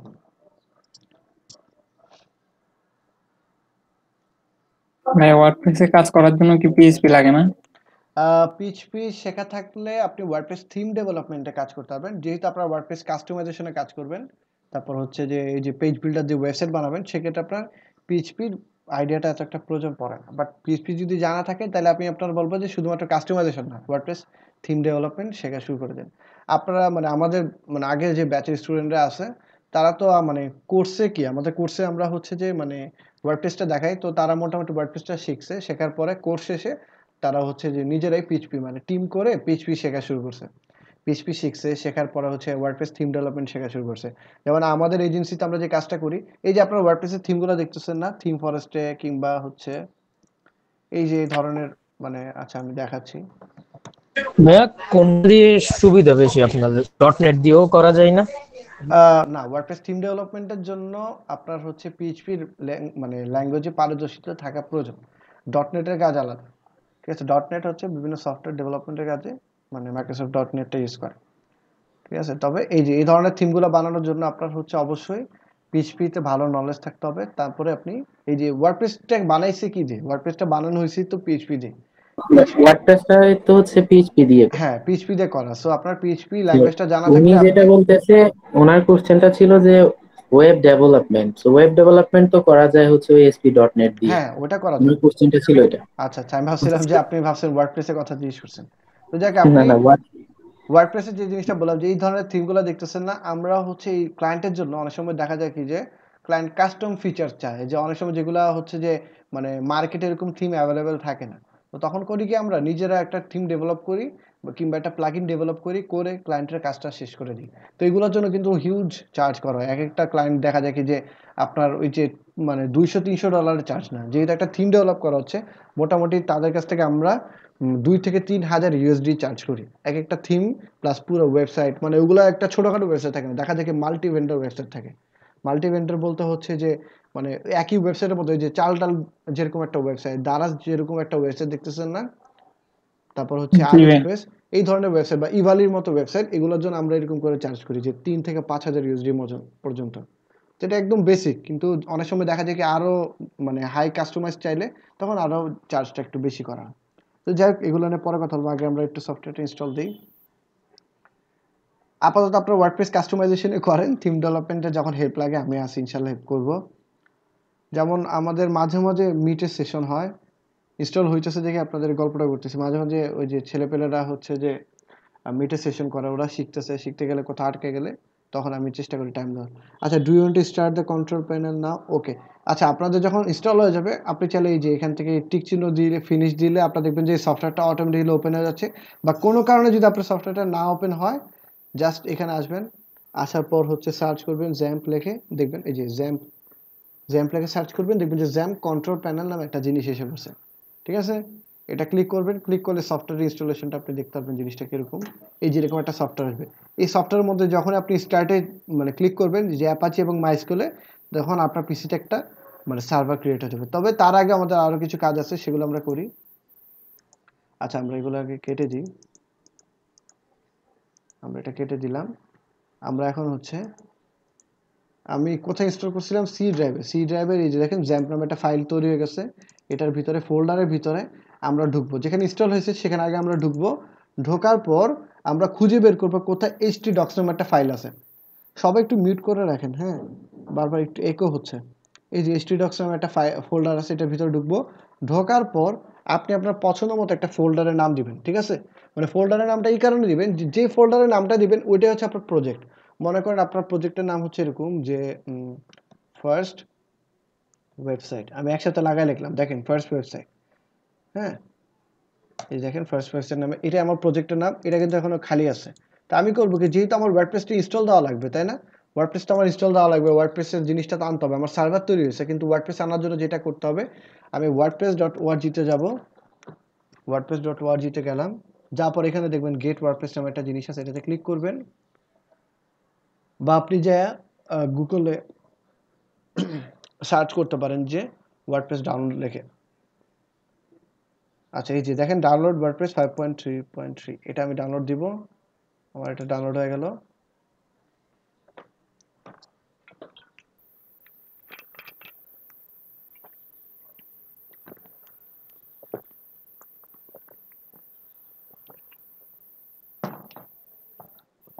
আচ্ছা, একটু হোল্ড করবেন। মিকা ওষুধটা দিও তো, তুমি খাই না, আমার ওষুধ দিও।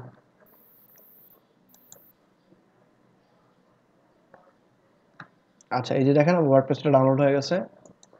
এটা হচ্ছে জাস্ট হচ্ছে একটা ওয়ার্ডপ্রেস যে আমরা ইনস্টল করতেছি। এই যে দেখেন, আমি যদি একটা সি প্যানেলে ঢুকে দেখাই আপনাদের, ধরেন বিডি টেক ক্লায়েন্ট,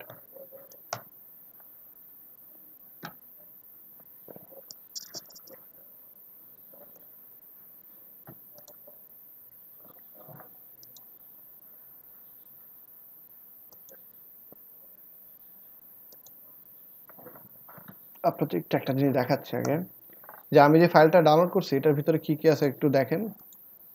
ওই যে আমি এটা এক্সট্রাক্ট করতেছি, এখন এক্সট্রাক্ট ফাইলস দিলাম। আচ্ছা, এটা এক্সট্রাক্ট হতে থাকুক, আমি এর মাঝখানে এখানে একটু লগ ইন করি, মাই সার্ভিসে যাই।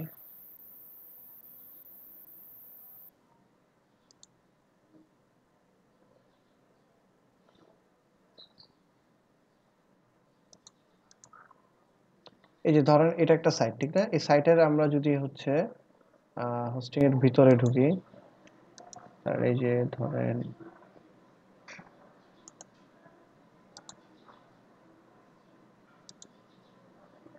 আমরা এটার ভিতরে আসলাম, সি প্যানেলে ঢুকলাম।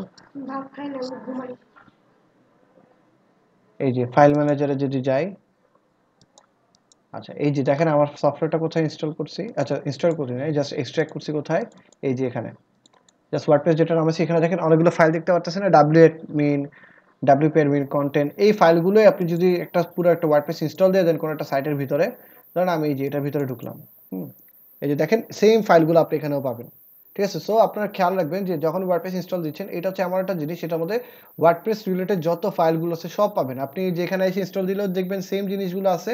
আপনি যদি ওয়ার্ডপ্রেসটা ডাউনলোড করে নেন তখনও দেখবেন যে এই সেম ফাইলগুলো আপনি পাচ্ছেন, ঠিক আছে? বুঝা গেছে এটা কোথা থেকে ডাউনলোড করতে হবে? ডাউনলোড করতে হবে আমাদের হচ্ছে এইখান থেকে, ঠিক আছে? আমি আবার লিঙ্কটা দিয়ে দিচ্ছি, wordpress.org-তে আসবেন, আসার পর এখান থেকে ওয়ার্ডপ্রেসটা ডাউনলোড করবেন। আচ্ছা, এখান থেকে ওয়ার্ডপ্রেসটা ডাউনলোড করবেন, ওয়ার্ডপ্রেস ডাউনলোড। সবাই এই জিনিসটা একটা ক্লাস যখন ওপেন করবেন মানে চলবে, তখন একটা নোটপ্যাড পিসিতে ওপেন করে রাখবেন যাতে করে নেসেসারি লিঙ্কগুলো আপনারা ডাউনলোড করতে পারেন, ঠিক আছে? এই যে ওয়ার্ডপ্রেস ডাউনলোড করবেন এই লিঙ্ক থেকে, আর জ্যামটা ডাউনলোড করবেন কোথা থেকে? জ্যাম ডাউনলোড করার লিঙ্ক হচ্ছে এটা, ঠিক আছে? এখান থেকে আপনার জাস্ট হচ্ছে এই যে এটা, মানে দেখবেন যে কোথায় জ্যাম ফর উইন্ডোজ আছে, উইন্ডোজের জন্য লেটেস্ট ভার্সনটা জ্যাম্পের নামা নেবেন। ওকে, সবাই বুঝা গেছে? জি ভাইয়া।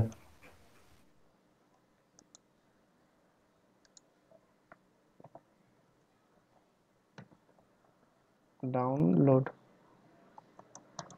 আচ্ছা আমি লিঙ্কটা দিয়ে দিলাম, সবাই ডাউনলোড করে নিন। আচ্ছা, তো আমরা হচ্ছে ডাউনলোড করা শেষ আমাদের। আমরা এবার যেটা করব সেটা হচ্ছে আমাদের এই যে একটা ফাইল ডাউনলোড করছি না আমরা করব কি, এটার ভিতরের ফাইলটা শুধুমাত্র নিব। আমরা কম্প্রেস করা ফাইলটা এটা ফেলে দিব, এটা আমাদের দরকার নেই। আমরা কম্প্রেস করার পর এই যে ওয়ার্ডপ্রেসের ভিতরে যে ফাইলটা পাচ্ছি, একদম মেইন ভিতরে ফাইলটা কপি করব। করার পর কোথায় নিয়ে যাব? যেখানে আমি আমার htdocs-টা আছে, যে জ্যাম্প যেখানে ইনস্টল করছিলাম সফটওয়্যারটা, এই যে জ্যাম সফটওয়্যারটা যেখানে ইনস্টল করছি এটার ভিতরে htdocs নামে একটা ফাইল আছে। এটার ভিতরে আমি আমার যে প্রজেক্টটা তৈরি করব, হইতে পারে সেটা ফার্স্ট ওয়েবসাইটের জায়গায় ধরেন, হইতে পারে যে হিসামস ওয়েবসাইট, কিংবা হইতে পারে যে রহিমের ওয়েবসাইট, বা যেটাই হোক আপনি আপনার পছন্দ একটা নাম দিবেন। তারপর এই ফাইলের নামটা যেটা দিচ্ছেন এই ফাইলের ভিতরে ঢুকবেন, ঢোকার পর ওয়ার্ডপ্রেস যেটা ডাউনলোড করছেন ওটা কম্প্রেস করার পর যে ফাইলগুলো ভিতরে পাইছেন সেটা এনে এখানে পেস্ট করে দিবেন। সব বুঝতে পারছেন কোন ফাইলটা আমি পেস্ট করতেছি এখানে? আচ্ছা এটা পুরো ডেস্কটপ। এই যে কম্প্রেস করার পর যে ফাইলটা পাইছি সেটা কোথায় আমি নিয়ে পেস্ট করতেছি? আমার লোকাল ডিস্কের ভিতরে, যেখানে জ্যাম ফাইলটা আছে, জ্যাম ফাইলের ভিতরে htdocs আছে, htdocs এর ভিতরে যেখানে আমি নিজের জন্য একটা প্রজেক্ট তৈরি করতে যাচ্ছি সেই ফাইলের ভিতরে সবগুলা ফাইল কপি পেস্ট করে দিব। এই যে দেখেন সব কপি হয়ে গেছে। ওকে, সব কপি হয়ে গেছে, আমি এটা ফ্রেশ দিয়ে নিই। ওকে, তো এবার আমাকে যে কাজটা করতে হবে সেটা হচ্ছে আমি করব কি, আমার সফটওয়্যারটা ওপেন করব। সফটওয়্যারটা কোথায়? এখান থেকে জ্যাম থেকে ওপেন করে নিলাম, তারপর এই সফটওয়্যারটা যেমন সামনে রাখি, রাখার পর আমাদের একটা ইউআরএল আছে। আমি যে একটা লোকাল সার্ভার তৈরি করছি, লোকাল সার্ভারটা কোথায়, ঠিক না? লোকাল হোস্ট নামে একটা জিনিস আছে, এই যে লোকাল হোস্ট লিখবেন, লেখার পর php myadmin লিখবেন, ঠিক আছে? php তার myadmin লিখলেন। এই যে দেখেন এখন কি হচ্ছে আমার, দেখেন এই যে this site can't be reach লেখা আসতেছে। কারণটা কি? যে localhost refuse to connect, মানে অনেক সময় দেখবেন যে কোনো একটা সাইটের মধ্যে ঢুকতে না পারলে এই ধরনের একটা লেখা আছে। এটা কারণটা কি? আমার সার্ভারটা এখন রেডি হয় না। সার্ভারটা রেডি করার জন্য সফটওয়্যারটা ওপেন করার পর এটা স্টার্ট দিলাম, এটা আমি এটা আচ্ছা অ্যালাউ অ্যাক্সেস ক্লিক করবেন। এটা অনেক সময় দেখবেন যে উইন্ডোজ ফায়ারওয়ালের কারণে আপনার এই জিনিসটা আসতেছে। প্রথমটা স্টার্ট করলেন দেখবেন যে এখানে একটা স্টপ নামে একটা অপশন আসছে, তার মানে এটা স্টার্ট হয়ে গেছে। স্টার্ট হলে দেখবেন এই জিনিসটা সবুজ হয়ে গেছে এবং এখানে একটা পোর্ট নাম্বারের মতো শো করতেছে। তো প্রথম অ্যাপাচিটা ওপেন করবেন, করার পর মাই স্কেলটা আপনি স্টার্ট করে দেবেন। এই যেটা আপনি অ্যালাউ অ্যাক্সেসে ক্লিক করবেন, সবার এই অপশনটা আসতেও পারে নাও আসতে পারে। সো দেখবেন যখন দুইটা সবুজ হয়ে গেছে তার মানে হচ্ছে আপনার জিনিসটা রেডি হয়ে গেছে। এবার আপনি এখানে আসেন, আসার পরে এন্টার চাপ দেন। এবার দেখেন আমার একটা পুরো ডেটাবেস এসে পড়ছে। সবাই বুঝতে পারছেন কেমন করে করলাম? জি ভাইয়া। আচ্ছা, যদি আপনি শুধুমাত্র লোকাল হোস্টে লিখে সার্চ করেন, লোকাল হোস্টটা মানে হচ্ছে যেটা বলছিলাম যে আপনার পিসিতে আপনি একটা লোকাল একটা সার্ভার তৈরি করতেছেন, যার কারণে আপনার এই জিনিসটা আসতেছে। লোকাল হোস্ট লিখে যদি সার্চ করেন দেখবেন আপনার এরকম একটা ড্যাশবোর্ড আসতেছে। তো যেহেতু আমাদের হচ্ছে যে একটা ডেটাবেস তৈরি করতে হবে, আমি বলছিলাম যে ওয়ার্ডপ্রেস যে তৈরি করতেছেন, ওয়ার্ডপ্রেস বানানোর জন্য একটা ডেটাবেস লাগে। এই ডেটাবেসটা তৈরি করার জন্য আমরা পিএইচপি, যেখান থেকে আপনি চাইলে ঢুকতে পারেন, যে পিএইচপি মাইডবিনে ক্লিক করলেন, করার পর এখানে এসে আপনি একটা ডেটাবেস তৈরি করে নিলেন। এখানে যে প্রথম যে অপশনটা আছে ডেটাবেস, এটাতে ক্লিক করবেন সবাই। করার পর এখানে এসে আপনি ডেটাবেসের নামটা দেবেন। ডেটাবেসের নামটা কি হবে? এই যে দেখেন কোথায় আছে আমরা, যে মানে এই যে ফার্স্ট ওয়েবসাইট যে নামটা দিছি, এই যে আপনার প্রজেক্টের নামটা, সেটাই আপনি ডেটাবেসের নামটা দিয়ে দিবেন। তো আমরা এখানে আসি, আসার পর এখানে ডেটাবেসের নামটা দিলাম। দেওয়ার পর খেয়াল রাখবেন যে কোথাও যদি স্পেস বাড়তি না পড়ে, সেম রাখতে হবে, একদম হুবহু সেম না হলে কিন্তু আপনার ওয়ার্ডপ্রেসটা তৈরি হবে না। সো আমি এটা দিলাম, দেওয়ার পর ক্রিয়েটে চাপ দিলাম, ঠিক আছে? এই যে দেখেন ডেটাবেস ক্রিয়েট হয়ে গেছে আমার। এই যে এখন দেখবেন যে এরকম আপনার বাম পাশে আপনার শো করবে। আপনার যদি কোনো ডেটাবেস থাকে সেক্ষেত্রে আপনার এখানে শো করবে, যদি না থাকে তাহলে তো নাই। সো আমি এখানে ফার্স্ট ওয়েবসাইটটা দিলাম, তারপর দেখেন এখানে আমার এই জিনিসটা আসতেছে। আপনি যদি নতুন করে তৈরি করতে চান জাস্ট নিউতে ক্লিক করবেন, করার পর এখানে ডেটাবেসের নাম দিবেন, দিয়ে ক্রিয়েট করবেন। যেহেতু আমাদের অলরেডি তৈরি হয়ে গেছে, আমরা জানি আমাদের ডেটাবেসের নামটা হচ্ছে ফার্স্ট ওয়েবসাইট। এখন আপনি একটু চিন্তা করেন যে লোকাল হোস্ট দিয়ে পিএইচপি মাইডমিন দিচ্ছেন, তার মানে আপনি সার্ভারে চলে গেছেন। এখন যদি আপনি এটা করতে চান যে ধরেন নতুন ট্যাবে যান, আপনি প্রথমে লিখবেন লোকাল হোস্ট লিখলেন, লেখার পর আপনি করবেন কি আপনার ওয়েবসাইট বা আপনার যে প্রজেক্টের নাম দিলেন সেটার মধ্যে ক্লিক করবেন। এবার দেখেন এটা ক্লিক করার পর কি আসতেছে, যে আপনার ওয়ার্ডপ্রেসটা ইনস্টল করার জন্য আপনাকে বলতেছে, ঠিক আছে? আমি কি করলাম আবারও দেখাই, যে আমার প্রজেক্টের নামটা কি, আমার ডেটাবেসের নামটা কি বলেন তো? First website. এই ফার্স্ট ওয়েবসাইটটা কোনটার সাথে মিল আছে? আমার প্রজেক্টের নামের সাথে মিল আছে। আমার প্রজেক্টের নামের সাথে মিল রেখে ডেটাবেসের নামটা আমি তৈরি করছি। এখন আমরা কি করি, আমাদের বিভিন্ন ওয়েবসাইটের নাম কি থাকে, যে চোজেন জেনারেশন গল্ফ, কিংবা হচ্ছে এই যে যেমন ধরেন সাহিলের ওয়েবসাইটটা দেখাই, এই যে যেমন ধরেন এই যে hisamamed.com, এটা আমার ডোমেন। তারপর দেখেন hisamamed.com, তারপর ইকম নামে আমার একটা ওয়েবসাইট আছে, তার মানে কি এটা একটা সাবডোমেন। তেমনি লোকাল হোস্টে যেহেতু আপনি প্রজেক্ট তৈরি করতেছেন, তাহলে আপনার মেইন ডোমেনটা কি লোকাল হোস্ট, আর আপনার প্রজেক্টের নামটা কি বলেন তো? ফার্স্ট ওয়েবসাইট, তাই না? যেহেতু আপনি নামটা দিছিলেন, সবাই এতটুকু তো বুঝছেন নাকি? জি ভাইয়া। হ্যাঁ, তো এখন কথা হচ্ছে আমার ডোমেন নামটা তো আমি পেয়ে গেছি, আবার আমার যেখানে আমি প্রজেক্টটা তৈরি করছি সেই নামটা পেয়ে গেছি। এখন এটার মধ্যে যখন আমি এন্টারপ্রেস করতেছি, আমার ওয়েবসাইটের জায়গায় কি আসতেছে, এখানে একটা ইনস্টলেশন একটা ফাইল আসতেছে। কারণটা কি? কারণ আমার ওয়েবসাইটে আমি ওয়ার্ডপ্রেস এর মানে যে ফাইলগুলো লাগে সেটা উঠাই দিয়ে আসছি, এখনো কিন্তু আমার ওয়েবসাইটে ডেভেলপ করি নাই। সো একটা সফটওয়্যার ইনস্টল করার সময় যে ধরনের একটা ইনস্টলেশনের প্রসেস আসে না আপনার, যে নেক্সট চাপ দিতে হয়, তেমনই আপনার যখন ওয়ার্ডপ্রেস ইনস্টল দিবেন তখন আপনার এই ধরনের একটা জিনিস শো করবে। তারপর হচ্ছে আপনার কি করতে হবে, জাস্ট ডোমেনের নামটা লিখবেন, লিখলে দেখবেন এই জিনিসটা এসে পড়ছে, এই পুরো ইন্টারফেসটা এসে পড়ছে। তা আমি এখান থেকে একটা ল্যাঙ্গুয়েজ দিয়ে দেবো, আপনার যেটা মন চায় আপনি ল্যাঙ্গুয়েজ দিবেন। যেহেতু আমাদের ইংলিশে আমি কাজ করি সেক্ষেত্রে আমি ইংলিশটা দেবো। কেউ আবার বাংলা দিয়ে না, বাংলা দিলে দেখবেন যে আপনি একটা ঝামেলা পড়ে গেছেন। মানে ওই যে দেখবেন অনেক সময় গুগল বাংলা ইউজ করতে গেলে দেখবেন অনেক কিছু বুঝতেছেন, ইংলিশটা বেশি মানে ফ্যামিলিয়ার আমাদের জন্য। সো আমি ইংলিশটা দিলাম, তারপর কন্টিনিউতে চাপ দিলাম। তারপর দেখবেন আপনাকে বলতেছে যে welcome to WordPress, before getting started we need some information on the database, you will need to know the following items before proceeding. ঠিক আছে, মানে আপনার বলছে যে আপনার ওয়ার্ডপ্রেসের ডাটাবেসের নেমটা লিখতে হবে, ইউজার নেম লিখতে হবে, পাসওয়ার্ড লিখতে হবে, এই জিনিসগুলো আপনাকে করতে হবে। তো আমরা কি করব, আমরা একদম সহজভাবে করব, জাস্ট লেটস গোতে চাপ দিব। তারপর আপনারা দেখেন ডাটাবেসের নেমটা শো করতে বলতেছে। আপনার ডাটাবেসের নেমটা কি, আমরা ডাটাবেসের নেমটা কি দিছিলাম, ফার্স্ট ওয়েবসাইট। ফার্স্ট ওয়েবসাইট, এই যেটা দিছিলাম। তারপর আপনি করবেন কি, এখানে ইউজার নেম দিবেন হচ্ছে রুট নামে একটা ইউজার নেম দিলেন, এটা সবসময় সবাই এটাই রাখবেন। পাসওয়ার্ডটা করবেন কি, এটাকে আপনি কিছু দিবেন না, জাস্ট খালি রাখবেন। হ্যাঁ, এটা আপনার মতো করে খালি রাখবেন, বা আপনি চাইলে দিয়েও দিতে পারেন। মানে আমি আমার মতো করে একটা দিলাম। ঠিক আছে, কি করলাম যে ইউজার নেম দিলাম রুট, আপনারা এটা রাখলেও আপনাদের সুবিধা হবে। পাসওয়ার্ড কিছু দেওয়ার দরকার নেই, এটা হচ্ছে আপনার ইউজার নেমের জন্য। মানে ডেটাবেস যে একটা বানাচ্ছেন সেটার একটা ইউজার নেম একটা পাসওয়ার্ডের প্রয়োজন পড়ে, সেটার জন্য একটা জিনিস দেওয়া লাগে, এটা রাখবেন। আর এই যে ডেটাবেস হোস্ট, এটা চেঞ্জ করার দরকার নাই। টেবিল প্রিফিক্স এটাও চেঞ্জ করার দরকার নাই, যেমন আছে সব হুবহু একদম সেম রাখবেন। রাখার পর জাস্ট হচ্ছে আপনি ডাটাবেস নেমটা আপনার মতো করে দিবেন। ঠিক আছে, এটা আমারটাই দিতে মন কোনো কথা নাই, এটা আপনি আপনার নামের সাথে মিল রেখে কিংবা আপনার যেটা মন চায় সেটা দিলেন। ওকে, আচ্ছা দিলাম, সাবমিট দিলাম। তারপর আপনার বলতেছে যে অল রাইট, আপনাকে এখন বলছে যে আপনার এই যে আপনি ইনস্টলেশনটা যে করতেছেন এটার জন্য আপনাকে বলছে যে রান দ্য ইনস্টলেশনে ক্লিক করতে। আমরা এটার মধ্যে ক্লিক করলাম, করার পর আপনার এখানে একটা সাইটের টাইটেল আসবে। মনে করেন আপনি একটা সাইটের টাইটেল দিবেন, ধরেন আপনার সাইটটা হবে কি বিজনেস ওয়েবসাইট। হ্যাঁ, সাইটের টাইটেল দিলেন যে বিজনেস ওয়েবসাইট, বা আপনার ধরেন আমি একটা দিলাম আর কি ব্র্যান্ড স্টুডিও, আমি একটা এজেন্সির নাম দিলাম।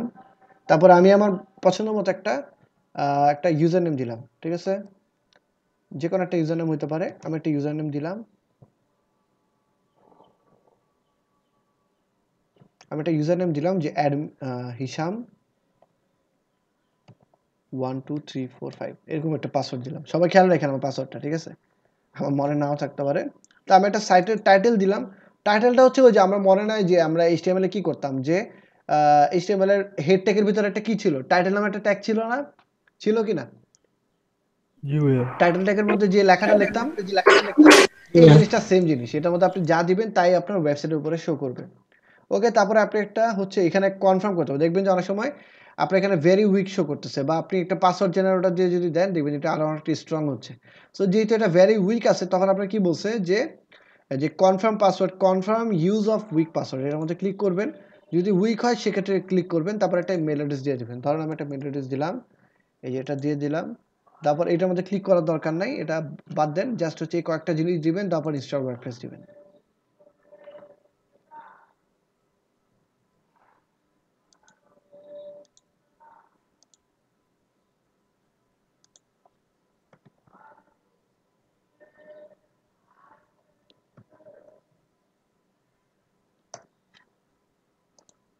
এই যে দেখেন আমার পাসওয়ার্ডটা এসে পড়ছে, আপডেট পাসওয়ার্ড। এবার বলছে কি আপনাকে লগ ইন করতে বলছে, লগ ইনে ক্লিক করলাম।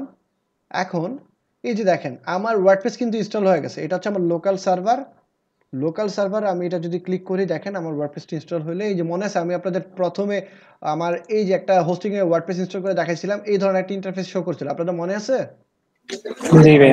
তো এখন কথা হচ্ছে এই যে দেখেন আমার ওয়ার্ডপ্রেসে তো আইসা পড়লো। এখন এটা অ্যাডমিন প্যানেলে যাওয়ার জন্য কি করব, এই যে মনে আছে এটার মধ্যে দিয়ে গেছিলাম, যাওয়ার জন্য কি করছিলাম, এটা যদি লগ আউট করে দিই, লগ আউট করে দিলাম।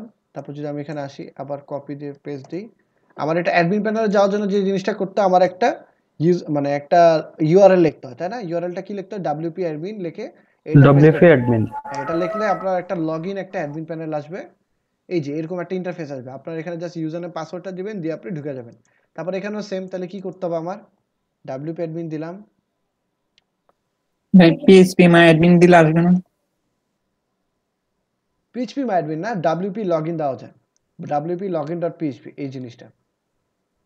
আচ্ছা এই যে ধরেন এখানে আসি, সাহিলের মধ্যে আবার ঢুকি, এই যে দেখেন এখানে আপনার ডাব্লিউপি অ্যাডমিনটা বেশি সহজ না, ডাব্লিউপি লগইন ডট পিএইচপি হচ্ছে এটা হচ্ছে আপনার, এটা তো হচ্ছে এটা জিনিসটাকে আমি বলি, এটা হচ্ছে আপনাদের যে ধরেন আমাদের কি ইনডেক্স ডট এইচটিএমএল একটা ফাইল না, এটা কি একটা এইচটিএমএল এর ফাইল, তেমনই পিএইচপি এই যে PHP content management system use করে যে ওয়ার্ডপ্রেস বানানো হয়েছে, এটা কি পিএইচপি অনেক অনেক ফাইল কিংবা অনেক অনেক কোডের সমন্বয়ে তো ওয়ার্ডপ্রেসটা তৈরি হয়েছে। সো আপনার যে লগইন পেজটা আছে, লগইন পেজটার ইউআরএলটা এই কারণে wp login ডট পিএইচপি একটা ফাইল আছে, ফাইল ম্যানেজারে যদি যান আপনারা দেখতে পারবেন যে login ডট পিএইচপি একটা ফাইল আছে, এটার ভিতরে আপনার লগইন করার জন্য যে ইন্টারফেসটা আছে এটার ভিতরে যত কোড আছে সব এখানে শো করবে, ঠিক আছে। এই যে দেখেন এটার ভিতরে যত কোড আছে, এই যে পিএইচপি, এই যে দেখেন এই যে আপনার wp login ডট পিএইচপি এটা হচ্ছে ফাইলের নামটা, এই পেজের মধ্যে বা এই ফাইলের মধ্যে যত কোড আছে সব এখানে আছে, ঠিক আছে। এটার এগেইনস্টে আপনার হচ্ছে এই পেজটা আসতেছে। সো এত জটিলতা যাওয়ার দরকার নাই, সহজভাবে আনবেন। কিভাবে আনবেন? wp admin লিখে সার্চ করবেন, লোকাল হোস্টের পরে কি করবেন, এই যেটা হচ্ছে আপনার ফাইলের ইউআরএল, এটার পরে আপনি জাস্ট হচ্ছে wp একটা হাইফেন দিবেন, তারপর অ্যাডমিন দিবেন, দেওয়ার পরে এন্টার প্রেস করবেন, দেখবেন যে আপনার ইউজার নেম আর পাসওয়ার্ড দিতে বলছে। আমার ইউজার নেম কি হিসাম, পাসওয়ার্ডটা কি ছিল হিসাম 12345, এই যে পাসওয়ার্ডটা এই চোখের মধ্যে চাপ দিলে দেখবেন আপনার এটা শো করতেছে। আপনি চাইলে রিমেম্বার ভিতরে ক্লিক করতে পারেন, তারপর লগ ইন দিবেন, লগ ইন হয়ে যাবে। এই যে দেখেন মুহূর্তের মধ্যে লগ ইন হয়ে গেছে। ওকে, এবার আপনি চাইলে পেজ তৈরি করেন, যা মন চায় আপনি তৈরি করেন। এখানে আসেন, আসার পর আপনি একটা পেজ তৈরি করলেন, হ্যাঁ পেজ তৈরি করলেন, পেজ তৈরি করলাম। আমরা করব কি, এখানে ঢোকার পর এই যে এই জায়গার মধ্যে ক্লিক করব, করার পর ফুল স্ক্রিন মোডটা এনেবল করে দিব, তারপর এখানে লিখে দিব হোম, ঠিক আছে। হোম লিখলাম মানে আপনার যা মন চায় আপনি দিলেন, হোম দিলেন, পাবলিশ দিলেন। এবার যদি আপনি সাইটটা ভিজিট করেন, সাইট ভিজিট করলে দেখেন আপনার ফার্স্ট ওয়েবসাইট নামে যে ইয়েটা আছে ওখানে আপনার এই ধরনের একটা লেখা আসতেছে হ্যালো ওয়ার্ল্ড, কিন্তু এটা তো আপনার ফার্স্ট পেজ না। আপনার এখানে ধরেন আপনি আরো কিছু লিখলেন যে this is our first WordPress website, এরকম কিছু একটা দিলেন, হ্যাঁ ধরেন আমি এটা এরকম করে দিলাম, this is our first website. আমি এটা আবার আপডেট করলাম, আপডেট করার পর ভিউ পেজ দিলে দেখেন এটা নতুন একটা পেজে ওপেন হচ্ছে যে ফার্স্ট ওয়েবসাইট স্ল্যাশ হোম। এখন যদি আপনি চান যে এই যে হোম পেজটা আছে এইটারে আমি চাচ্ছি যে আমার মেইন ওয়েবসাইটের কি বলে আপনার হোম হিসেবে শো করাইতে, ধরেন আপনি এই পেজটার নামটা অন্য কিছু দিলেন, হ্যাঁ এটার নাম দিলেন যে ফার্স্ট পেজ বা একটা ডেমো পেজ নামে আপডেট দিলেন, ঠিক আছে। তারপর এখানে যে পারমালিঙ্কস আছে এখানে আপনি এটার নাম দিলেন ধরেন ডেমো পেজ, এটা হচ্ছে আপনার ইউআরএলটা আপনি চেঞ্জ করে নিলেন, ঠিক আছে, ইউআরএলটা চেঞ্জ করে নিলেন। এখন আপনি চাচ্ছেন যে এই যে ভিউ করলেন, পরে আপনি চাচ্ছেন যে এই ডেমো পেজটার এই ফার্স্ট ওয়েবসাইট যে আমার লগইন ইউআরএলটা সেটার হোম পেজ হিসেবে শো করতে, তাহলে আমরা কি করব, আমরা আমাদের ড্যাশবোর্ডে যাব, আবার এখান থেকে ড্যাশবোর্ডে গেলাম, যাওয়ার পর সেটিং থেকে রিডিংয়ে গেলাম, যাওয়ার পর এখানে আসার পর এখানে এটাতে ক্লিক করলাম, করার পর হোম পেজ হিসেবে কোনটা শো করে দিব আমরা, ডেমো পেজটাকে সেভ দিলাম। এবার যদি আপনি আসার পর কোথাও যে আপনার এই ইউআরএলটা পেস্ট করেন, ইউআরএলটা পেস্ট করে দেখবেন যে আপনার এই যে ডেমো পেজটা আছে সেটাই আপনার হোম পেজ হিসেবে শো করতেছে। ওকে, চলেন আমরা আরেকটা ওয়ার্ডপ্রেস ইনস্টল দিই, এগুলো সব বাদ দিয়ে দিই, আমরা করব কি আরেকটা ওয়ার্ডপ্রেস ইনস্টল দিব, ঠিক আছে। এখন আপনারা আমার গাইড করবেন যে কেমন করে ওয়ার্ডপ্রেস ইনস্টল দিতে হবে। আচ্ছা, তো ইনিশিয়ালি আমাদের কি করতে হবে বলেন তো একজন, ধরেন আমি এটারও স্টপ করে দিই, এগুলো সব স্টপ করে দিলাম, কেটে দিলাম, এখান থেকে এটা কুইট করে দিলাম। আচ্ছা বলো তো সবার প্রথমে কি করতে হবে আমাদের, সার্ভারটা ওপেন করতে হবে প্রথমে, জ্যাম ডাউনলোড করতে হবে, জ্যাম ডাউনলোড করে দেন হচ্ছে ওয়ার্ডপ্রেস হচ্ছে ডাউনলোড করতে হবে, হ্যাঁ দুইটা ডাউনলোড করে জ্যামটা ইনস্টল করতে হবে। সবার প্রথম হচ্ছে জ্যামটা, আর কি ব্যাপার এটা কি হচ্ছে, এখানে কি আসতেছে বারবার,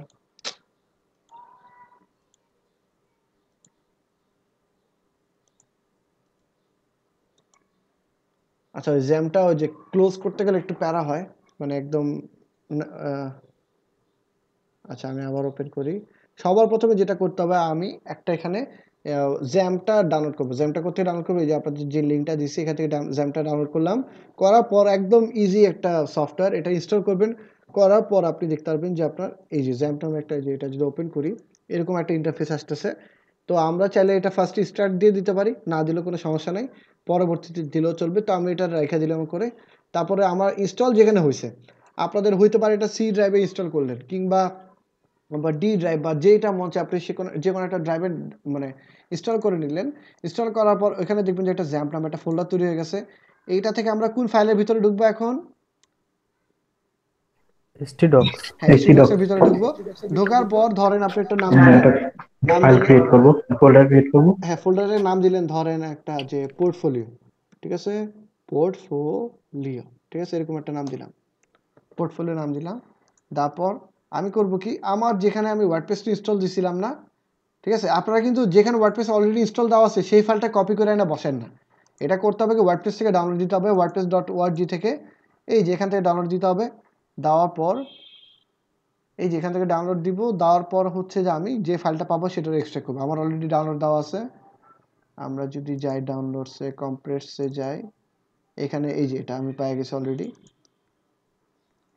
কম্প্রেসে গেলাম, যাওয়ার পর এই যে এখানে যে ফাইলটা আছে সেটারে পুরোটা আমি কপি করলাম। কপি করার পর কোথায় যাব? আচ্ছা এখানে না, সরি, এই যে এখানে স্টুডিওসের ভিতরে যাব। এই যে যেখানে আমি হচ্ছে আমার স্টুডিওসটা আছে এটার ভিতরে যে ফাইলটা খুলছি নতুন, এটার ভিতরে আমি কপি পেস্ট করে দিলাম। আপনারা আবার কেউ আবার ভুলেও যে ধরেন কোনো একটা ওয়েবসাইটে অলরেডি ওয়ার্ডপ্রেস ইনস্টল দেওয়া আছে সেই ফাইলটা কপি করে আনেন না, এটা পুরোটা ফ্রেশ একটা ওয়ার্ডপ্রেস আনবেন, জাস্ট কপি করে এখানে পেস্ট করে দিবেন। আচ্ছা একটু সময় লাগবে কপি দিতে।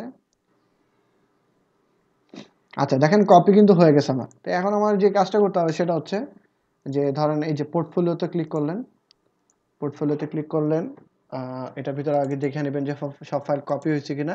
তার পরবর্তীতে আপনি এখানে এবার যদি আপনি লোকাল হোস্টে ক্লিক করেন, দেখেন তা আসছে কিনা। লোকাল হোস্টে ক্লিক করলাম, দেখেন তো আসে কিনা। আসতেছে না। কি করতে হবে আমার? জাস্ট হচ্ছে এটা স্টার্ট করে নিতে হবে। এটা স্টার্ট করে নিলাম, শেষ। তবে আপনারা সব অবশ্যই ডাউনলোড দেওয়ার সময় খেয়াল করবেন আপনার পিসির উইন্ডোজটা কি 64 বিট কিনা নাকি 32 বিট। হ্যাঁ, এটা খেয়াল করে তারপর ডাউনলোড দিবেন। অনেক সময় হইতে পারে 32 বিটের মধ্যে 64 ইনস্টল দিলে কিংবা 64 এর মধ্যে 32 বিটের সফটওয়্যার ইনস্টল দিলে দেখবেন কাজ করবে না। আচ্ছা দেখেন আমার লোকাল হোস্টে এসে পড়ছে। এবার একটু খেয়াল করেন তো যে আমাদের যে ফাইলটা আছে পোর্টফোলিও নাম, এটা দিয়ে সার্চ করি তো দেখি তো কি আসে। পোর্টফোলিও এটা লিখে সার্চ করি, দেখি তো কি হয়। এই যে দেখেন আমি যদি এটা সার্চ করি আমাকে কি বলতেছে যে ওয়ার্ডপ্রেসটা ইনস্টল করার জন্য বলতেছে। আগে আমরা কি করছিলাম যে আগে আমরা হচ্ছে লোকাল হোস্ট phpMyAdmin ঢুকছিলাম, তাই না?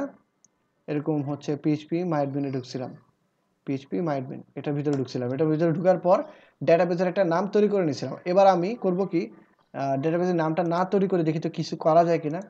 আমি কি করছি, ডিরেক্ট পোর্টফোলিওটা লিখে সার্চ করছি। আমি কিন্তু ডেটাবেসের নামটা তৈরি করি নাই, জাস্ট হচ্ছে পুরো এই মানে ইউআরএলটা লিখে সার্চ করছি, তারপর একটা এই জিনিসটা আসছে। দেখি তো আমাদের কাজ হয় কিনা। এবার আমি করলাম কি, ইংলিশে ক্লিক করলাম, করার পর কন্টিনিউ দিলাম। এবার তারা আমাকে নিজে এখানে কি বলতেছে যে লেটস গোতে গেলাম। এবার আমার বলতেছে ডেটাবেসের নেমটা দেওয়ার জন্য। এবার চাইলে আমি করতে পারি যে ডেটাবেসের নামটা আগে এখানে এসে দিচ্ছিলাম না, এখন করবো কি আমি ডেটাবেসের নামটা এখানে দিয়ে দিব। এটার মধ্যে ধরেন দিলাম যে কি ছিল আমার নামটা, পোর্টফোলিও। আমার কিন্তু সেম রাখতে হবে, হ্যাঁ সেম রাখতে হবে আমার, পোর্টফোলিও, ঠিক আছে। এটা দিলাম। আগে আমরা দেখি এভাবে করে কাজ করে কিনা, না হলে তখন আমরা এখানে এসে আবার ক্রিয়েট করব। ইউজার নেম ধরেন আমি দিলাম হচ্ছে কিছু একটা দিয়ে দিই। আচ্ছা যেটা আছে ধরেন আমি এখানে রুট লিখলাম,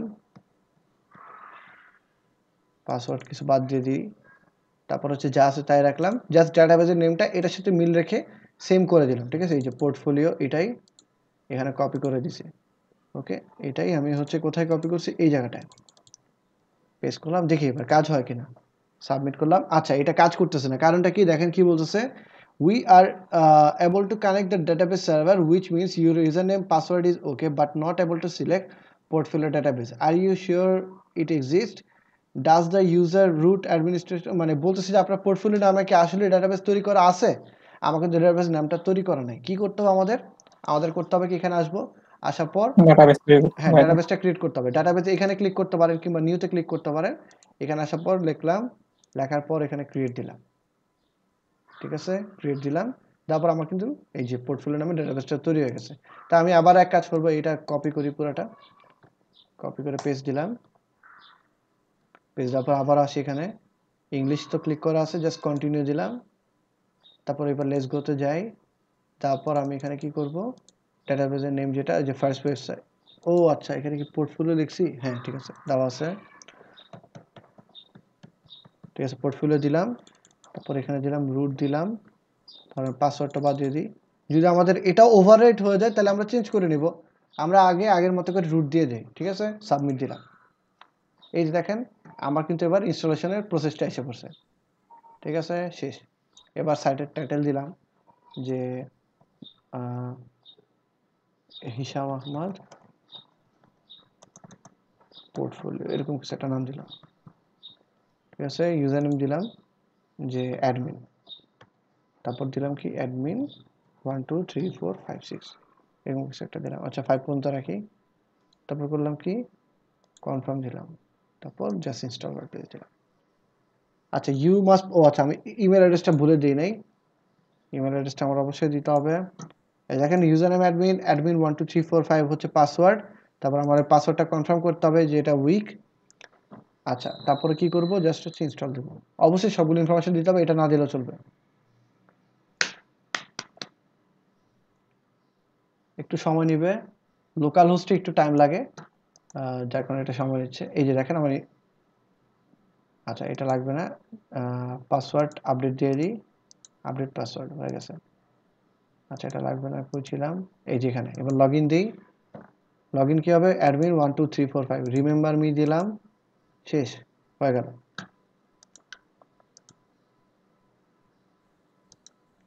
এই দেখেন আমার কিন্তু সবকিছু এসে পড়ছে। এবার একটু চিন্তা করেন যে আমার লোকাল হোস্ট যে জিনিসটা আছে এটার মধ্যে আমার একটা থিম আছে, থিমটা দেখতে বাজে লাগতেছে, আমার 2020 ভালো লাগতেছে না। আমি থিম চেঞ্জ করতে হলে অ্যাড নিউতে ক্লিক করব। অ্যাড নিউতে ক্লিক করার পর আপনি চাইলে আপলোড করতে পারেন। আপলোড করার জন্য যেটা হচ্ছে আপনার থিম আগে ডাউনলোড করে নিতে হবে। ধরেন আমার হচ্ছে এরকম পিসিতে অনেক থিম আছে, হ্যাঁ, ওয়ার্ডপ্রেসের ভিতরে যদি যাই, ধরেন প্রিমিয়াম থিমে যাই, যেখানে অনেক থিম আছে, আমি চাইলে এখান থেকে যে কোনো একটা থিম জাস্ট হচ্ছে আপলোড করে দিতে পারি। এই জিনিসটা আপনি চাইলে আপলোড করতে পারেন, কিংবা আপনার যদি ওয়ার্ডপ্রেস ডিরেক্টরিতে থাকে সেক্ষেত্রে এখান থেকে সার্চ করেন। এখন ফ্রি থিমগুলো আপনি সব এখানে পাবেন, কিন্তু যেগুলো প্রিমিয়াম থিম সেগুলো হচ্ছে আপনার এই যে কিনে নিতে হবে। যে থিম ফরেস্ট আছে, থিম ফরেস্ট থেকে কিনে নিয়ে তারপর ডাউনলোড করে তারপর হচ্ছে এখানে ইনস্টল করতে হবে। যেহেতু আপনাদের থিম ফরেস্টের থিম নাই, কেনা নাই, সো আপনারা, আমি আপনাদের ড্রাইভ লিঙ্ক দিয়ে দেবো, ওখান থেকে ডাউনলোড করবেন, করার পর আপলোড থিমসে ক্লিক করে থিমটা আপলোড করবেন। আমি দেখা দেবো কেমন করে আপলোড করতে হবে। জাস্ট হচ্ছে আপলোড, এখানে অ্যাস্ট্রাতে ক্লিক করলাম, ইনস্টল দিলাম।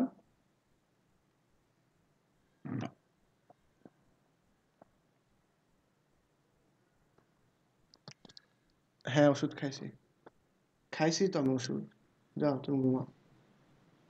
আচ্ছা একটু সময় নেবে আপনার অ্যাক্টিভেট হইতে, মানে লোকাল সার্ভারে সাধারণত একটু সময় নেয়, দেখবেন যে বড় থিম হলে আরো একটু টাইম নিচ্ছে। এই দেখেন আমার থিমটা ইনস্টল হয়ে গেছে। এবার আমাকে যে কাজটা করতে হবে, দেখেন আমি যদি আমার পেজটা ওপেন করি, দেখেন ইন্টারফেসটা চেঞ্জ হয়ে গেছে। 2020 থিমটা থাকলে দেখতে অন্যরকম লাগে, আর আমি যখন অ্যাস্ট্রার থিমটা ওপেন করছি জিনিসটা চেঞ্জ হয়ে গেছে। এখন কথা হচ্ছে এই যে দেখেন ওয়েবসাইটের টাইটেলটা দেখেন, হিসাব আহমেদ পোর্টফোলিও, ঠিক আছে। আপনি চাইলে এখানে আসতে পারেন, এখানে আসার পর জেনারেলে গেলেন, যাওয়ার পর এখান থেকে আপনি সাইটের টাইটেল চেঞ্জ করে নিতে পারবেন, ট্যাগলাইন চেঞ্জ করে নিতে পারবেন, এগুলো সব বাজে দিতে পারবেন। চাইলে আপনি এখানে মানে আরও ডেট ফরম্যাট আছে, এগুলো আপনি চেঞ্জ করে নিতে পারবেন, ঠিক আছে। তারপর আপনার উইক স্টার্ট কবে, এগুলো সব চেঞ্জ করে নিতে পারবেন। সেভ চেঞ্জেস দিলাম। তারপর হচ্ছে আরেকটু নিচে আসেন, রিডিংয়ে গেলে তো আপনারা জানেনই কী করতে হবে। সো এটা আপাতত আমাদের দরকার নেই, আমাদের যে কাজটা করতে হবে যে আমরা পেজ বানাই ফেলছি, তাই না। তো এখন আমরা করবো কি, একটা প্লাগইনসে যাব, অ্যাড নিউতে ক্লিক করব। আমাদেরকে থিম ইনস্টল করা হয়ে গেছে, আমরা একটা প্লাগইন ইনস্টল করবো। এখন এলিমেন্টার লিখে সার্চ করলাম,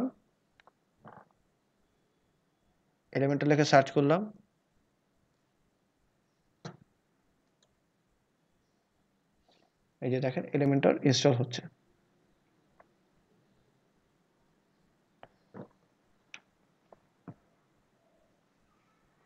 যে আমি অ্যাক্টিভেট করলাম। আমি একটা কথা বলছিলাম আপনাদের যে এলিমেন্টরে যদি যাই, এলিমেন্টর ওয়েবসাইটটাতে আপনারা সবাই আছেন? জি ভাই জি ভাই জি ভাই আছে। ওয়ার্ডপ্রেস কি বেশি জটিল লাগতেছে ইনস্টল করা বা বুঝতে অসুবিধা হচ্ছে? বেশি ইজি বিজি আর কি, কিন্তু আস্তে আস্তে সমাধান হয়ে যাবে। ভাই আমরা তো নতুন, এই কারণে একটু কষ্ট হচ্ছে। আচ্ছা ইনশাল্লাহ আপনি ভিডিওটা দেখতে থাকেন, ভিডিও দেখে দেখে করেন, দেখবেন যে ইজি হয়ে গেছে। ওয়ার্ডপ্রেসে যে একটা সাইট বানায় ফেললে হয়ে যাবে। আচ্ছা দেখেন এই বেসিক প্যাকেজটার মধ্যে দেখেন কি বলছে, যে drag and drop builder, responsive editing, 40টা বেসিক উইজেট পাবেন, 30টা টেমপ্লেট পাবেন। দেখেন মানে প্রো টেমপ্লেটগুলো একটু খেয়াল করেন, প্রো টেমপ্লেটগুলোতে দেখেন 50টার উপরে আপনি উইজেট পাবেন, 300 প্লাস টেমপ্লেট পাবেন, মানে আরো অনেক ধরনের সার্ভিস পাবেন। আমরা একটু দেখি যে আমি যে প্লাগইনটা ইনস্টল করলাম, কোথায় আমার সার্ভারটা, এই যে এখানে এখানে আমি ইনস্টল করলাম। আমরা যদি একটা পেজ তৈরি করি, আগে অল পেজেসে যাই। আচ্ছা এগুলোর প্রত্যেকটা কাজ আমি আস্তে আস্তে দেখা দিব, আপনারা জাস্ট হচ্ছে আপাতত ওয়ার্ডপ্রেস ইনস্টল দেওয়াটা শিখেন, কেমন করে একটা পেজ তৈরি করতে হয় সেটা দেওয়া শিখেন। ওকে আমি এখান থেকে জাস্ট যে এই পেজগুলো আপনার হচ্ছে ডিফল্ট দেওয়া থাকে।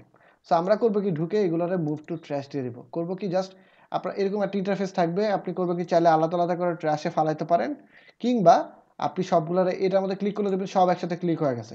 এবার তো আপনার বুঝাইতে হবে যে আপনি কি করতে যাচ্ছেন। বাল্ক অ্যাকশন এরকম আপনার ওপেন থাকে, এটা থেকে আপনি চাইলে এডিট দিতে পারেন কিংবা মুভ টু ট্র্যাশ দিবেন। মুভ টু ট্র্যাশ কেন দিব, ট্র্যাশ মানে কি, মানে আপনার রিসাইকেল বিনের মতো, আপনি অ্যাপ্লাই দিলেন দেখবেন যে আপনার এগুলো সব ডিলিট হয়ে গেছে। কারণ আমার ওই যে ওই প্যাকেজ মানে পেজগুলো দরকারই নাই। ঠিক আছে আমি আবার ট্র্যাশে যাব, ট্র্যাশে গিয়ে ভাইয়া আমার অ্যাটেন্ডেন্সটা একটু দিয়ে দিন। আচ্ছা অ্যাটেন্ডেন্সটা এখনো নেই নাই, ও আচ্ছা ঠিক আছে। আচ্ছা আসরের কি নামাজে আজান দিয়ে দিছে, রাইট? আচ্ছা আমরা একটু পরে ছেড়ে দেবো, আজকে যেহেতু ওয়ার্ডপ্রেসে ফার্স্ট মানে একটা ইনস্টলেশন করলাম, আর আমার শরীরের অবস্থা ভালো না, আমি জাস্ট একটু ওষুধ টষুধ খাই আপনার হচ্ছে ক্লাস করাইতে আসছি। আহ, আমরা হচ্ছে একটু শর্টে ক্লাস শেষ করে দেবো, আর ধরেন 10-15 মিনিট। ওকে সবাই একটু থাকেন। আচ্ছা এইবার কি করবো, যে দেখেন আমি যে রিসাইকেল বিনে আমাদের কি থাকে, অনেক সময় বিভিন্ন ফাইল থাকে, আমরা কি করি রিসাইকেল বিনে ঢুকে ফাইল কি ডিলিট করি না, তেমনই আপনার ওয়ার্ডপ্রেস এরকম একটা রিসাইকেল বিন আছে ট্র্যাশ নামে, ওখানে ঢুকবেন, ঢোকার পর আপনার যে ডিফল্ট পেজগুলো আছে সেগুলো এখান থেকে নাই করে দেন, ডিলিট পার্মানেন্টলি দিয়ে দেন, বাস এবার অ্যাপ্লাই দেন। আচ্ছা আবার যদি নতুন পেজ তৈরি করতে আমরা কি করতে পারি, কি করা যায় বলেন তো একজন? দেখাই যাচ্ছে নতুন পেজ তৈরি অ্যাড পেজ। হ্যাঁ অ্যাড নিউতে ক্লিক করব, নতুন পেজের জন্য অ্যাড নিউতে ক্লিক করলাম, করার পর এইটাকে ধরেন আমি পেজের নাম দিয়েছি হোম। ঠিক আছে আমি কিন্তু এখনো হোম পেজ হিসাবে আমার এই ইউআরএল এ শো করায় নেই। ঠিক আছে হোম পেজ নিলাম, আপনি যেই নামই দেন, ধরেন হোম না দিয়ে যদি আপনি দিলেন যে টেস্ট, দেখেন এখানে ইউআরএলটা টেস্ট হয়ে যাচ্ছে। ধরেন আমি হোম দিলাম, হ্যাঁ হোম দিলাম, দেওয়ার পর এখানে পাবলিশ দিলাম, পাবলিশ একবার দেওয়ার পর আরেকবার দিলাম এখানে, মানে এটা আপডেট হতে হবে, আপডেট দেওয়ার পর দেখেন পেজটা পাবলিশ হয়ে গেছে। তারপর দেখেন এই জিনিসটা দেখেন আগের মতো না, এটারে আপনি কেটে দেন, দিলে দেখবেন আগের মতো হয়ে গেছে। দেখেন হোম এসে পড়ছে। এখন যদি আপনি চান যে না আমি হোম না দিয়ে আমি পেজের নামটা দিলাম যে ডেমো পেজ, ঠিক আছে এরকম নাম দিলাম, আপনি এখানে আপডেট দেন, আপডেট দেওয়ার পর দেখবেন যে আপনার জিনিসটা এরকম আসতেছে। আসার পর দেখবেন যে আপনার ইউআরএলটা কিন্তু চেঞ্জ হয় না, ইউআরএল হোমই আছে। ইউআরএল চেঞ্জ করার জন্য আপনি এখান থেকে চাইলে ডেমো করে নেন, এবার আপডেট দেন, ডেমো আপডেট হয়ে গেল, শেষ। সো আমি যদি চাই আবার হোমের মতো করে করতে, হোম দিলাম, তারপর আমি এখানে এসে একবারে সব কাজ করে ফেললাম, এখানে আমি হোম দিলাম, এটা ছোট হাতের হবে, মানে আপডেট দিয়ে নিলাম। আপনি যখন একটা নতুন করে পেজ পাবলিশ দেন দেখবেন এখানে পাবলিশ দুইবার দেওয়া লাগতেছে, এটা খেয়াল রাখবেন, একবার অনেক সময় হয় না, দুইবার একই জায়গায় পাবলিশ দেওয়া লাগে। পরবর্তীতে আপনি একবার আপডেট দিলেই চলবে। আচ্ছা দেখেন পেজ কিন্তু আমার আপডেট হয়ে গেছে। ওকে আপডেট হয়ে গেছে পেজ।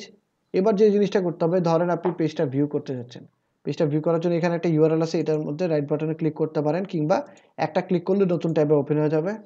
এই যে এটা হচ্ছে আপনার হোম পেজটা।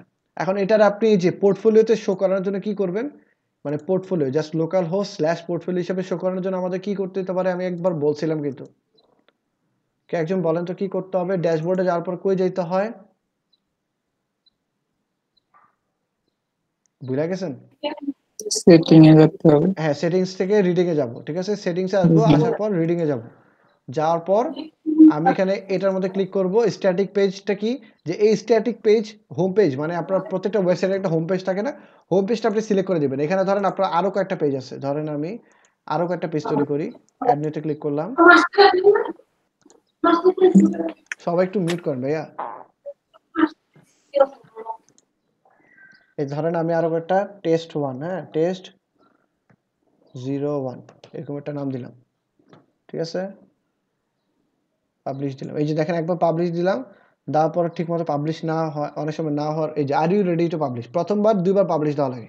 এই যে double check your setting before publishing, প্রথমবার 2বার পাবলিশ দেওয়া লাগে, তারপর আপডেট হয়ে গেছে। তারপরে দেখেন এটা যদি কাইটা দেন, দেখেন আপনার ইউআরএলটা আপনি দেখতে পারবেন। সো আপনি যদি আবার এখানে আসেন, আসার পর যদি একটা রিলোড দেন, দেখবেন এখন পেজ হয়ে গেছে 2টা। আপনি চাইলে হোম পেজ হিসেবে শো করাতে পারেন, কিংবা test01কেও হোম পেজ হিসেবে শো করাতে পারেন। আমরা হোমকে শো করাইতে চাই, সেভ চেঞ্জেস দিলাম। তারপর আমি আবার এখানে আসি, বা আপনি চাইলে যদি চান যে হোম পেজটা রিলোড দিতে, এখানে দেখবেন এই হোমে ক্লিক করে দেখবেন পোর্টফোলিও হিসেবে এসে পড়ছে।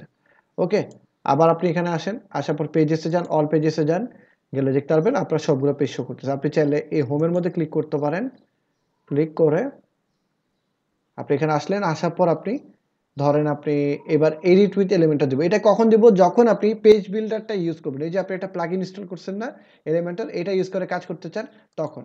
আর আমাদের প্যাকেজ কোনটা, আমরা কিন্তু এই যে এটার মানে এই যে এখানে যেমন আছে যে প্যাকেজটা $199 1000 সাইট, আপনি এই প্যাকেজটাই পাবেন, কিন্তু এটা আনলিমিটেড সাইট ইউজ করতে পারবেন। আপনার কোনো রেস্ট্রিকশনস নেই যে 1000 সাইট ইউজ করবেন। আপনি 1 লাখ সাইটে ইউজ করেন, কোনো সমস্যা নেই।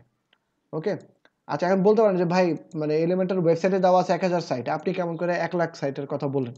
এখন আমরা যেহেতু ডেভেলপার, আমরা প্লাগইন ডেভেলপ করি, সো আমরা এমন একটা সিস্টেম ডেভেলপ করছি যেটা ইউজ করে আমার ওই প্লাগইনটা দিয়ে আপনি আনলিমিটেড সাইটে আপনার ইউজ করতে পারবেন। আচ্ছা, এটার জন্য কিন্তু এলিমেন্টার প্রো পেজ বিল্ডারটার প্রয়োজন আছে। এখন আমরা কোনটা ইনস্টল করছি? আমরা ইনস্টল করছি এলিমেন্টারের ফ্রিটা। এবার আসেন, এই যে এখানে আসলে একটু দেখতে পারবেন যে এখানে কতগুলো দেখেন, এটা কি আছে? বেসিকটা কি এলিমেন্টারের ফ্রি প্যাকেজ। আর এখানে দেখেন প্রোগুলো দেখেন আমি বসাতে পারতেছি না, কারণ কি এখানে বলছে যে আপনার এটা লক করা আছে, দেখেন তালা দেওয়া আছে। আপনি আবার এটা এনে বসাতেন, দেখেন এটা বসাতে পারতেছি। তাহলে এটা কি করা যেতে পারে? আমাদের প্রো থিমটা মানে প্রো যে এলিমেন্টার মানে পেজ বিল্ডারটা, সেটার দরকার না। মানে আমাদের যে এই সাইটটা আছে এটা আমাদের দরকার। আমাদের ফ্রিতে বলা আছে কি? ফ্রিতে বলা আছে 40টা বেসিক ইউজেট আর আপনার 30টার মতো টেমপ্লেট। আর যেটা একদম প্রিমিয়াম প্যাকেজ সেটার মধ্যে দেখেন 300-র উপর আপনি টেমপ্লেট ইউজ করতে হবে। এটা ইউজ করার জন্য যেটা করতে হবে সেটা হচ্ছে, আমি একটু স্ক্রিনশটটা অফ করতেছি, কারণটা হচ্ছে আমাদের এটা একটা প্রিমিয়াম একটা ভল্ট আছে, যেটা একটা পাসওয়ার্ড দিয়ে আমি ঢুকতে হয়। সো আমি কিছু সময়ের জন্য জাস্ট স্ক্রিনশটটা অফ করতেছি, রেকর্ড। জি ভাই। আচ্ছা, আমার প্লাগইনটা আমার যেখানে ভল্ট ছিল, ভল্ট থেকে আমি ডাউনলোড করে ফেলছি। এই যে এটা হচ্ছে আমার ফাইলের প্যাকেজটা। এখানে যাই, আমি এটা এক্সট্র্যাক্ট করব। এখন আমি আপনাদের ফাইলগুলো সব দিয়ে দিব। এক্সট্র্যাক্ট ফাইল করলাম, করার পর এটার ভিতরে আমার ওই প্লাগইনগুলো এসে পড়বে। এই যে আমার এক্সট্র্যাক্ট করা হয়ে গেছে, আমি একটা রিফ্রেশ দিয়ে নিই। এটার ভিতরে গেলে এলিমেন্টারের ফ্রি প্যাকেজটা এবং এলিমেন্টার প্রো প্যাকেজটা আমি পেয়ে যাচ্ছি। তো আমরা একটু দেখি যে আমাদের এলিমেন্টারের যে প্যাকেজটা মানে ফ্রি প্লাগইনটা আছে সেটার ভার্সনটা কোনটা। এই যে দেখেন, অ্যাপিয়ারেন্সে গিয়ে থিমে গেলে আপনি থিম দেখতে পারবেন। পেজে গিয়ে অল পেজেসে ক্লিক করলে কি আমরা অল পেজেস দেখতে পারি। তেমনই প্লাগইনসে গিয়ে ইনস্টল প্লাগইনে ক্লিক করলাম আমি, তাহলে দেখতে পারবো যে আমার যতগুলো প্লাগইন আছে সবগুলো এসে পড়ছে। সো আমাদের যে প্লাগইনগুলো দরকার নেই, ধরেন আপনার এই প্লাগইনটা দরকার নাই, আপনি করবেন কি যে সবগুলো সিলেক্ট করলাম, করার পর এটারে আমি আবার সিলেক্টরে নান করে দিলাম। তারপর এখান থেকে আসার পর আমি এগুলো ডিলিট করব। দেখেন এটা কি আছে আমার এখানে, ডিলিট করার জন্য আমি অপশনটা খুঁজে নিলাম, তারপর অ্যাপ্লাই দিলাম, আমি এটা ডিলিট করে দিলাম, শেষ। আর যেটা মনে করেন অ্যাক্টিভেট আছে, অ্যাক্টিভেট করার জন্য মানে অ্যাক্টিভেট থেকে সরাসরি আপনি ডিলিট করতে পারবেন, আগে আপনারে হচ্ছে ডিঅ্যাক্টিভেট করতে হবে, তার পরবর্তীতে আপনারে হচ্ছে যে আপনি ডিলিট করতে পারবেন। এখন দেখেন আমার অলরেডি যে প্লাগইনটা আছে, আমি করব কি আমার দেওয়া প্লাগইনটা আপনাদের ইউজ করতে বলবো। এইটা আপাতত ওয়ার্ডপ্রেস ডিরেক্টরি যেটা আছে সেটা আমরা ইউজ করব না। আমি করলাম কি এখান থেকে ডিঅ্যাক্টিভেট করে যে এটারে আগে দেখেন আমি এটার আগে ডিঅ্যাক্টিভেট করলাম, করার পর আমি এটা ডিলিট করলাম, করার পর এখন আমি এই যে এখানে অ্যাড নিউতে ক্লিক করব। আমি এখন আপলোড করে ইউজ করব। আগে আমরা কি করছিলাম, সার্চ করে ইউজ করছিলাম, তাই না? এখন আমি আপলোড করব। আপলোডে জাস্ট ক্লিক করলাম, করার পর আপনি চাইলে এখান থেকে চুজ ফাইল ক্লিক করতে পারেন, কিংবা আপনি চাইলে ড্র্যাগ এন্ড ড্রপও করতে পারেন। আমরা ড্র্যাগ এন্ড ড্রপ করি। ড্র্যাগ এন্ড ড্রপ করার আগে আমাদের যে কাজটা করতে হবে, যে খেয়াল রাখবেন যখন ড্র্যাগ এন্ড ড্রপ করতেছেন অবশ্যই ফাইলটারে এক্সট্রা মানে আপনার জিপ করে নেবেন। সবসময় খেয়াল রাখবেন যে যখন আপনি কোনো একটা ফাইল ইনস্টল দিবেন ওয়ার্ডপ্রেস ডিরেক্টরির ভিতরে, তখন অবশ্যই ফাইলগুলো জিপ করে নেবেন। ফাইলটা জিপ করে নিলাম। জিপ করে নেওয়ার পর যে কাজটা করবো এখন সেটা হচ্ছে আমি এখানে আসি, চাইলে কি করতে পারি, আমি সিলেক্ট দিতে পারি এমন করে, যেখানে এসে চুজ ফাইল দিতে পারি, কিংবা ড্র্যাগ এন্ড ড্রপ করতে পারি। ধরেন আমি ড্র্যাগ এন্ড ড্রপ করতেছি, জাস্ট টেনে এনে বসে দিব। এখন এই যে আমি প্লাগইনটাকে ধরলাম, ধরে এখানে আসলাম, আসার পর এখানে এনে ছেড়ে দিব, বা আপনি চাইলে জাস্ট চুজ ফাইল করে নিতে পারেন। তো দেখেন আমি ইনস্টল করলাম,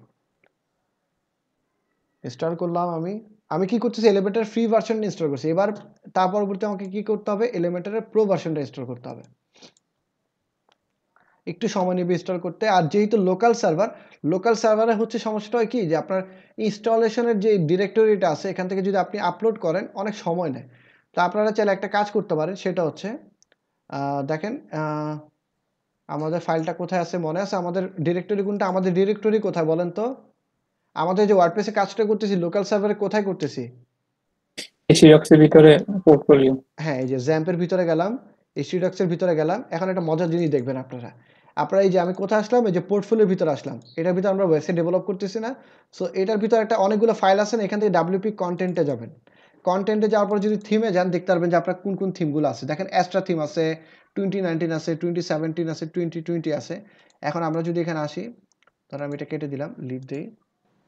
আমি যদি এখানে আসি, আমি চাইলে কিন্তু প্লাগইনটা ইনস্টল করতে পারতাম, আমি করি নাই, আমি রিটার্ন দিলাম। দিলে কি হবে, যে আমি প্লাগইন ডিরেক্টরিতে গেলে আমার এখানে বলবে যে আপনি প্লাগইনটা ইনস্টল করে নেন। দেখেন এটা কিন্তু এখন ইনস্টল করা হয় নাই। মানে আপনার একটা প্লাগইন আপলোড করার পর আপনাকে আগে ইনস্টল করতে হবে, ইনস্টল করার পর আপনার অ্যাক্টিভেট করতে হবে। অ্যাক্টিভেট না করলে কিন্তু জিনিসটা ইনস্টল হবে না। আমরা কি করি, আমাদের সফটওয়্যার কি পিসিতে থাকে, পিসিতে থাকলেই হয়, আমাদের কি ইনস্টল করতে হয় না অ্যাক্টিভেট করতে হয় না, জিনিসটা এরকম আর কি। তো যাই হোক, আমি এটা অ্যাক্টিভেট পরে করবো, তার আগে আমরা একটু দেখে নিই। অ্যাপিয়ারেন্সে যাই, থিমে যাই। একটা মজার জিনিস দেখবেন, এখানে কয়টা থিম আছে আমার, 1 2 3 4টা থিম আছে, তাই না? এই যে অ্যাস্ট্রা 2019 17 20, আপনি চাইলে এখান থেকে সরাসরি ডিলিট করতে পারেন। সরাসরি যে 2019 এটা ডিলিট করতে পারেন। ধরেন আমি ডিলিট করে দিলাম, ঠিক আছে। আমার কি কি আছে এখন, 2017 আর 20 আছে, 17 নাম্বার আর 20 নাম্বার থিমটা আছে আমার। ওকে, আমি যদি এখানে আসি ফাইল ম্যানেজারে, এই যে দেখেন এখান থেকে আমার থিমটা কিন্তু চলে গেছে, খেয়াল করছেন সবাই? ওই যে 19 নাম্বার থিমটা চলে গেছে। এখন যদি আমি চাই যে ধরেন আমি এখান থেকে ডিলিট করব, ধরেন জাস্ট কিচ্ছু করলাম না, জাস্ট এখান থেকে আমি ডিলিট করে দিলাম। দেখেন ডিলিট করে দিছি। এবার যদি আমি এখানে আসি, আসার পর যদি আমি একটা রিলোড দিই, দেখবো যে আমার 17 থিমটা আর নাই। কোন থিমটা থাকবে আমার, শুধুমাত্র অ্যাস্ট্রা 2020। ঠিক আছে, আমি একটা রিলোড দিই, দেখেন আমার 17টা চলে যাচ্ছে।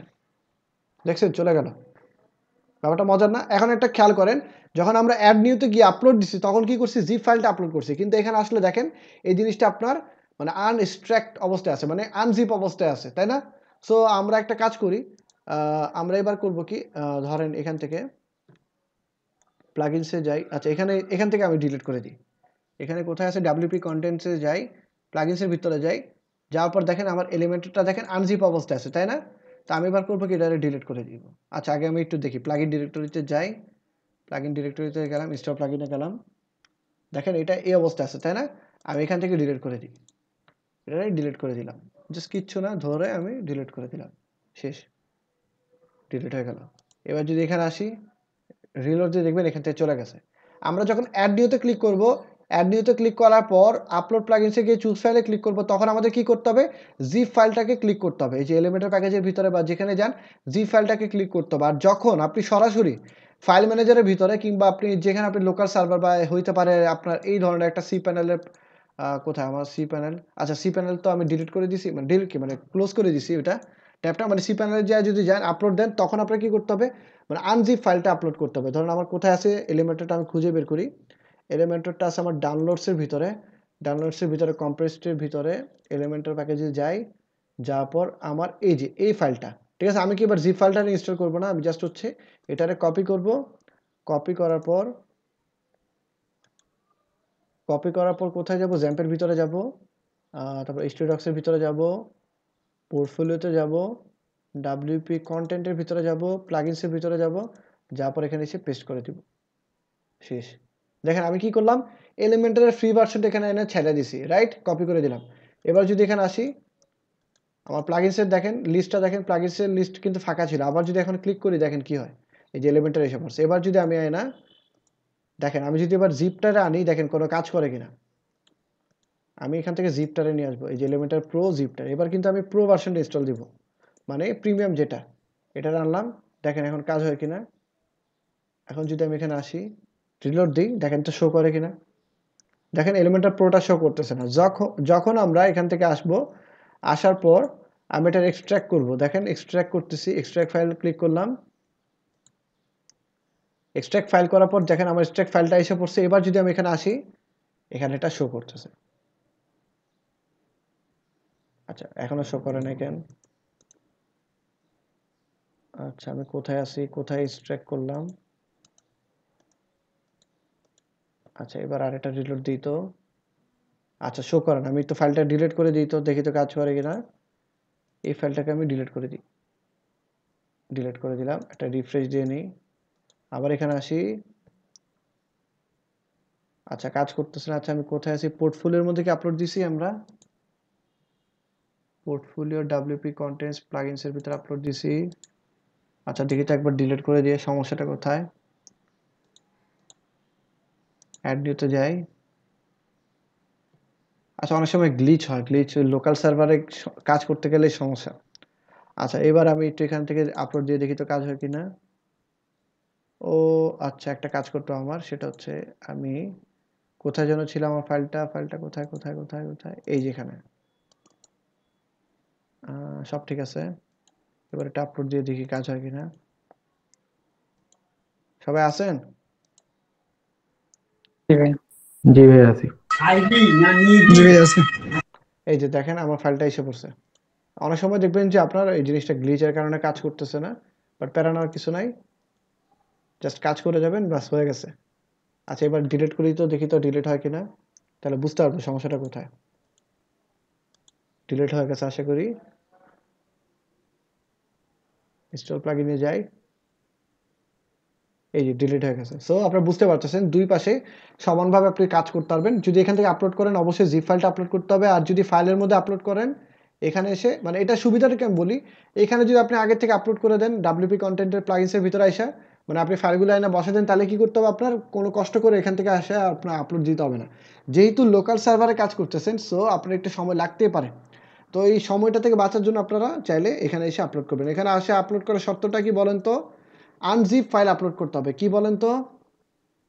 Unzip file. আর যখন Unzip file আপনি upload যখন এখান থেকে আপলোড করবেন তখন কি করতে হবে? Zip file. হ্যাঁ, তখন Zip জিপ file ফাইলটা on- আপলোড করতে হবে। এই যে আমি এই জিপ ফাইলটা আপলোড করব। কোথায় কোথায়? এই যে এলিমেন্টর প্রো। ওকে, এলিমেন্টর প্রোটা ইনস্টল করে নিই এখন। এই যে আপনি চাইলে অ্যাক্টিভ করতে পারেন। অ্যাক্টিভ করলে আপনারা বলবে যে আপনার এলিমেন্টরটাকে আপলোড মানে অ্যাক্টিভ করার জন্য বলবে। তার পরবর্তীতে আপনি এলিমেন্টর প্রোটা অ্যাক্টিভ করবেন। সবসময় খেয়াল রাখবেন, প্রথম হচ্ছে এলিমেন্টর, তারপরে হচ্ছে এলিমেন্টর প্রো। এই যে রিটার্ন প্লাগইন ইনস্টলারে যান। মানে কখনো মানে দেখাচ্ছি, ইনস্টল প্লাগইনে যাই। কখনো একবারে আগে এলিমেন্টর প্রোটা ইনস্টল করবেন না, ঠিক আছে? প্রথমে এলিমেন্টরটা ইনস্টল করবেন, কিংবা দুইটার একসাথে ইনস্টল করবেন। এই যে দেখেন দুইটার একসাথে ইনস্টল করতেছি। প্লাগইনে ক্লিক করলাম, অ্যাক্টিভেট করলাম, অ্যাপ্লাই দিলাম।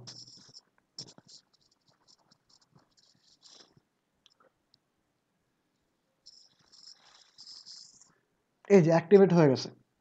ওকে,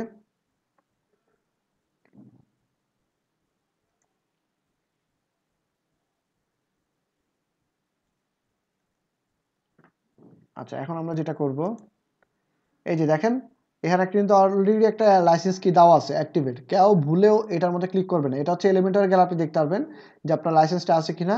অ্যাক্টিভ ম্যানুয়ালি আপনার অলরেডি একটা দেখেন স্ট্যাটাস অ্যাক্টিভ অবস্থায় আছে, আপনার অ্যাক্টিভেট করা আছে লাইসেন্স। তো এখন আপনাকে যে কাজটা করতে হবে সেটা হচ্ছে আপনার তো সবকিছু হয়ে গেছে। আপনি পেজেসে যান, অল পেজেসে যান। অল পেজেসে গেলে আপনি হোমের মধ্যে ক্লিক করলেন। হোমের মধ্যে যেহেতু আমরা হোম পেজটা এডিট করব, হোমের মধ্যে ক্লিক করলাম। করার পর আমি যদি চাই এখানে এবার এডিট উইথ এলিমেন্টরে ক্লিক করলাম। ঠিক আছে, এডিট উইথ এলিমেন্টরে ক্লিক করলাম। করার পর এখন আপনারা খেয়াল করবেন যে আগে আমাদের যে জিনিসটা ছিল, যে দেখেন আগে আমাদের এটা আমি সরাই ফেলি। এই যে আগে দেখেন আমার এইগুলো কি লক করা ছিল না, এখন দেখেন আনলক হয়ে গেছে না? হয়েছে কি না? জি ভাই। এটা কেন হয়েছে? কারণটা হচ্ছে যে আমার এলিমেন্টরে এখন প্রো ভার্সনটা ইনস্টল দিয়ে দিছি।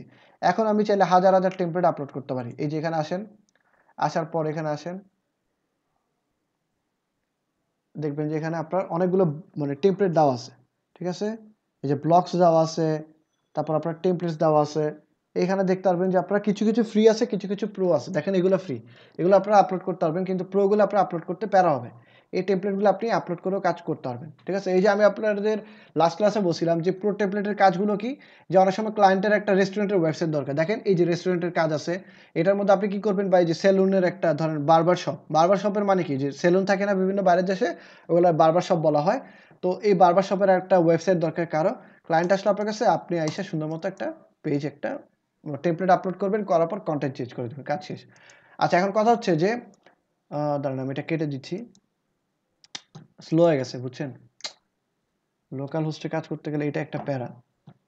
আচ্ছা আমি এগুলো ট্যাবগুলো কেটে দিই।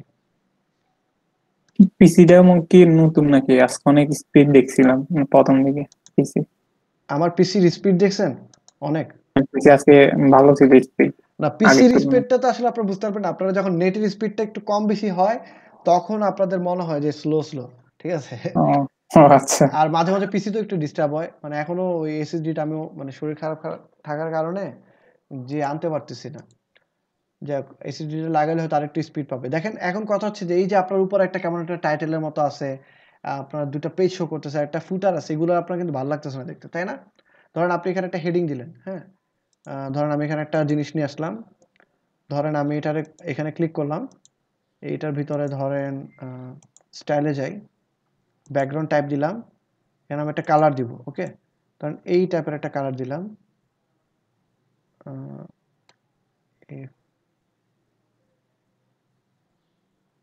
আচ্ছা আমরা এই ধরনের একটা কালার দিলাম, আর আমি এখানে একটা হাইট দিব।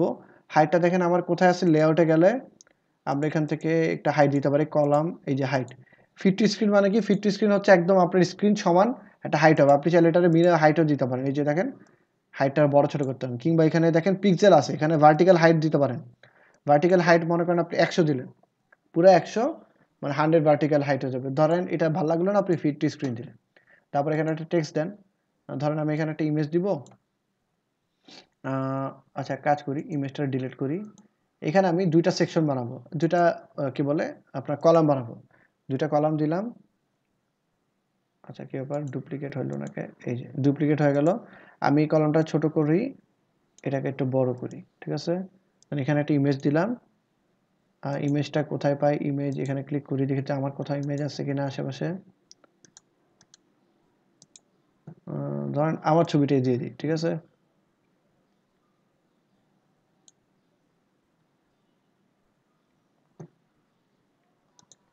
ঠিক আছে, আচ্ছা এক কাজ করি, আমি চাইলে ছবিটা এখানে রাখতে পারি, ডিলিট করে দিতে পারি, কলাম একটাই থাকুক, ছবিটার সাইজটারে আমি বড় ছোট করে নিব, ওকে।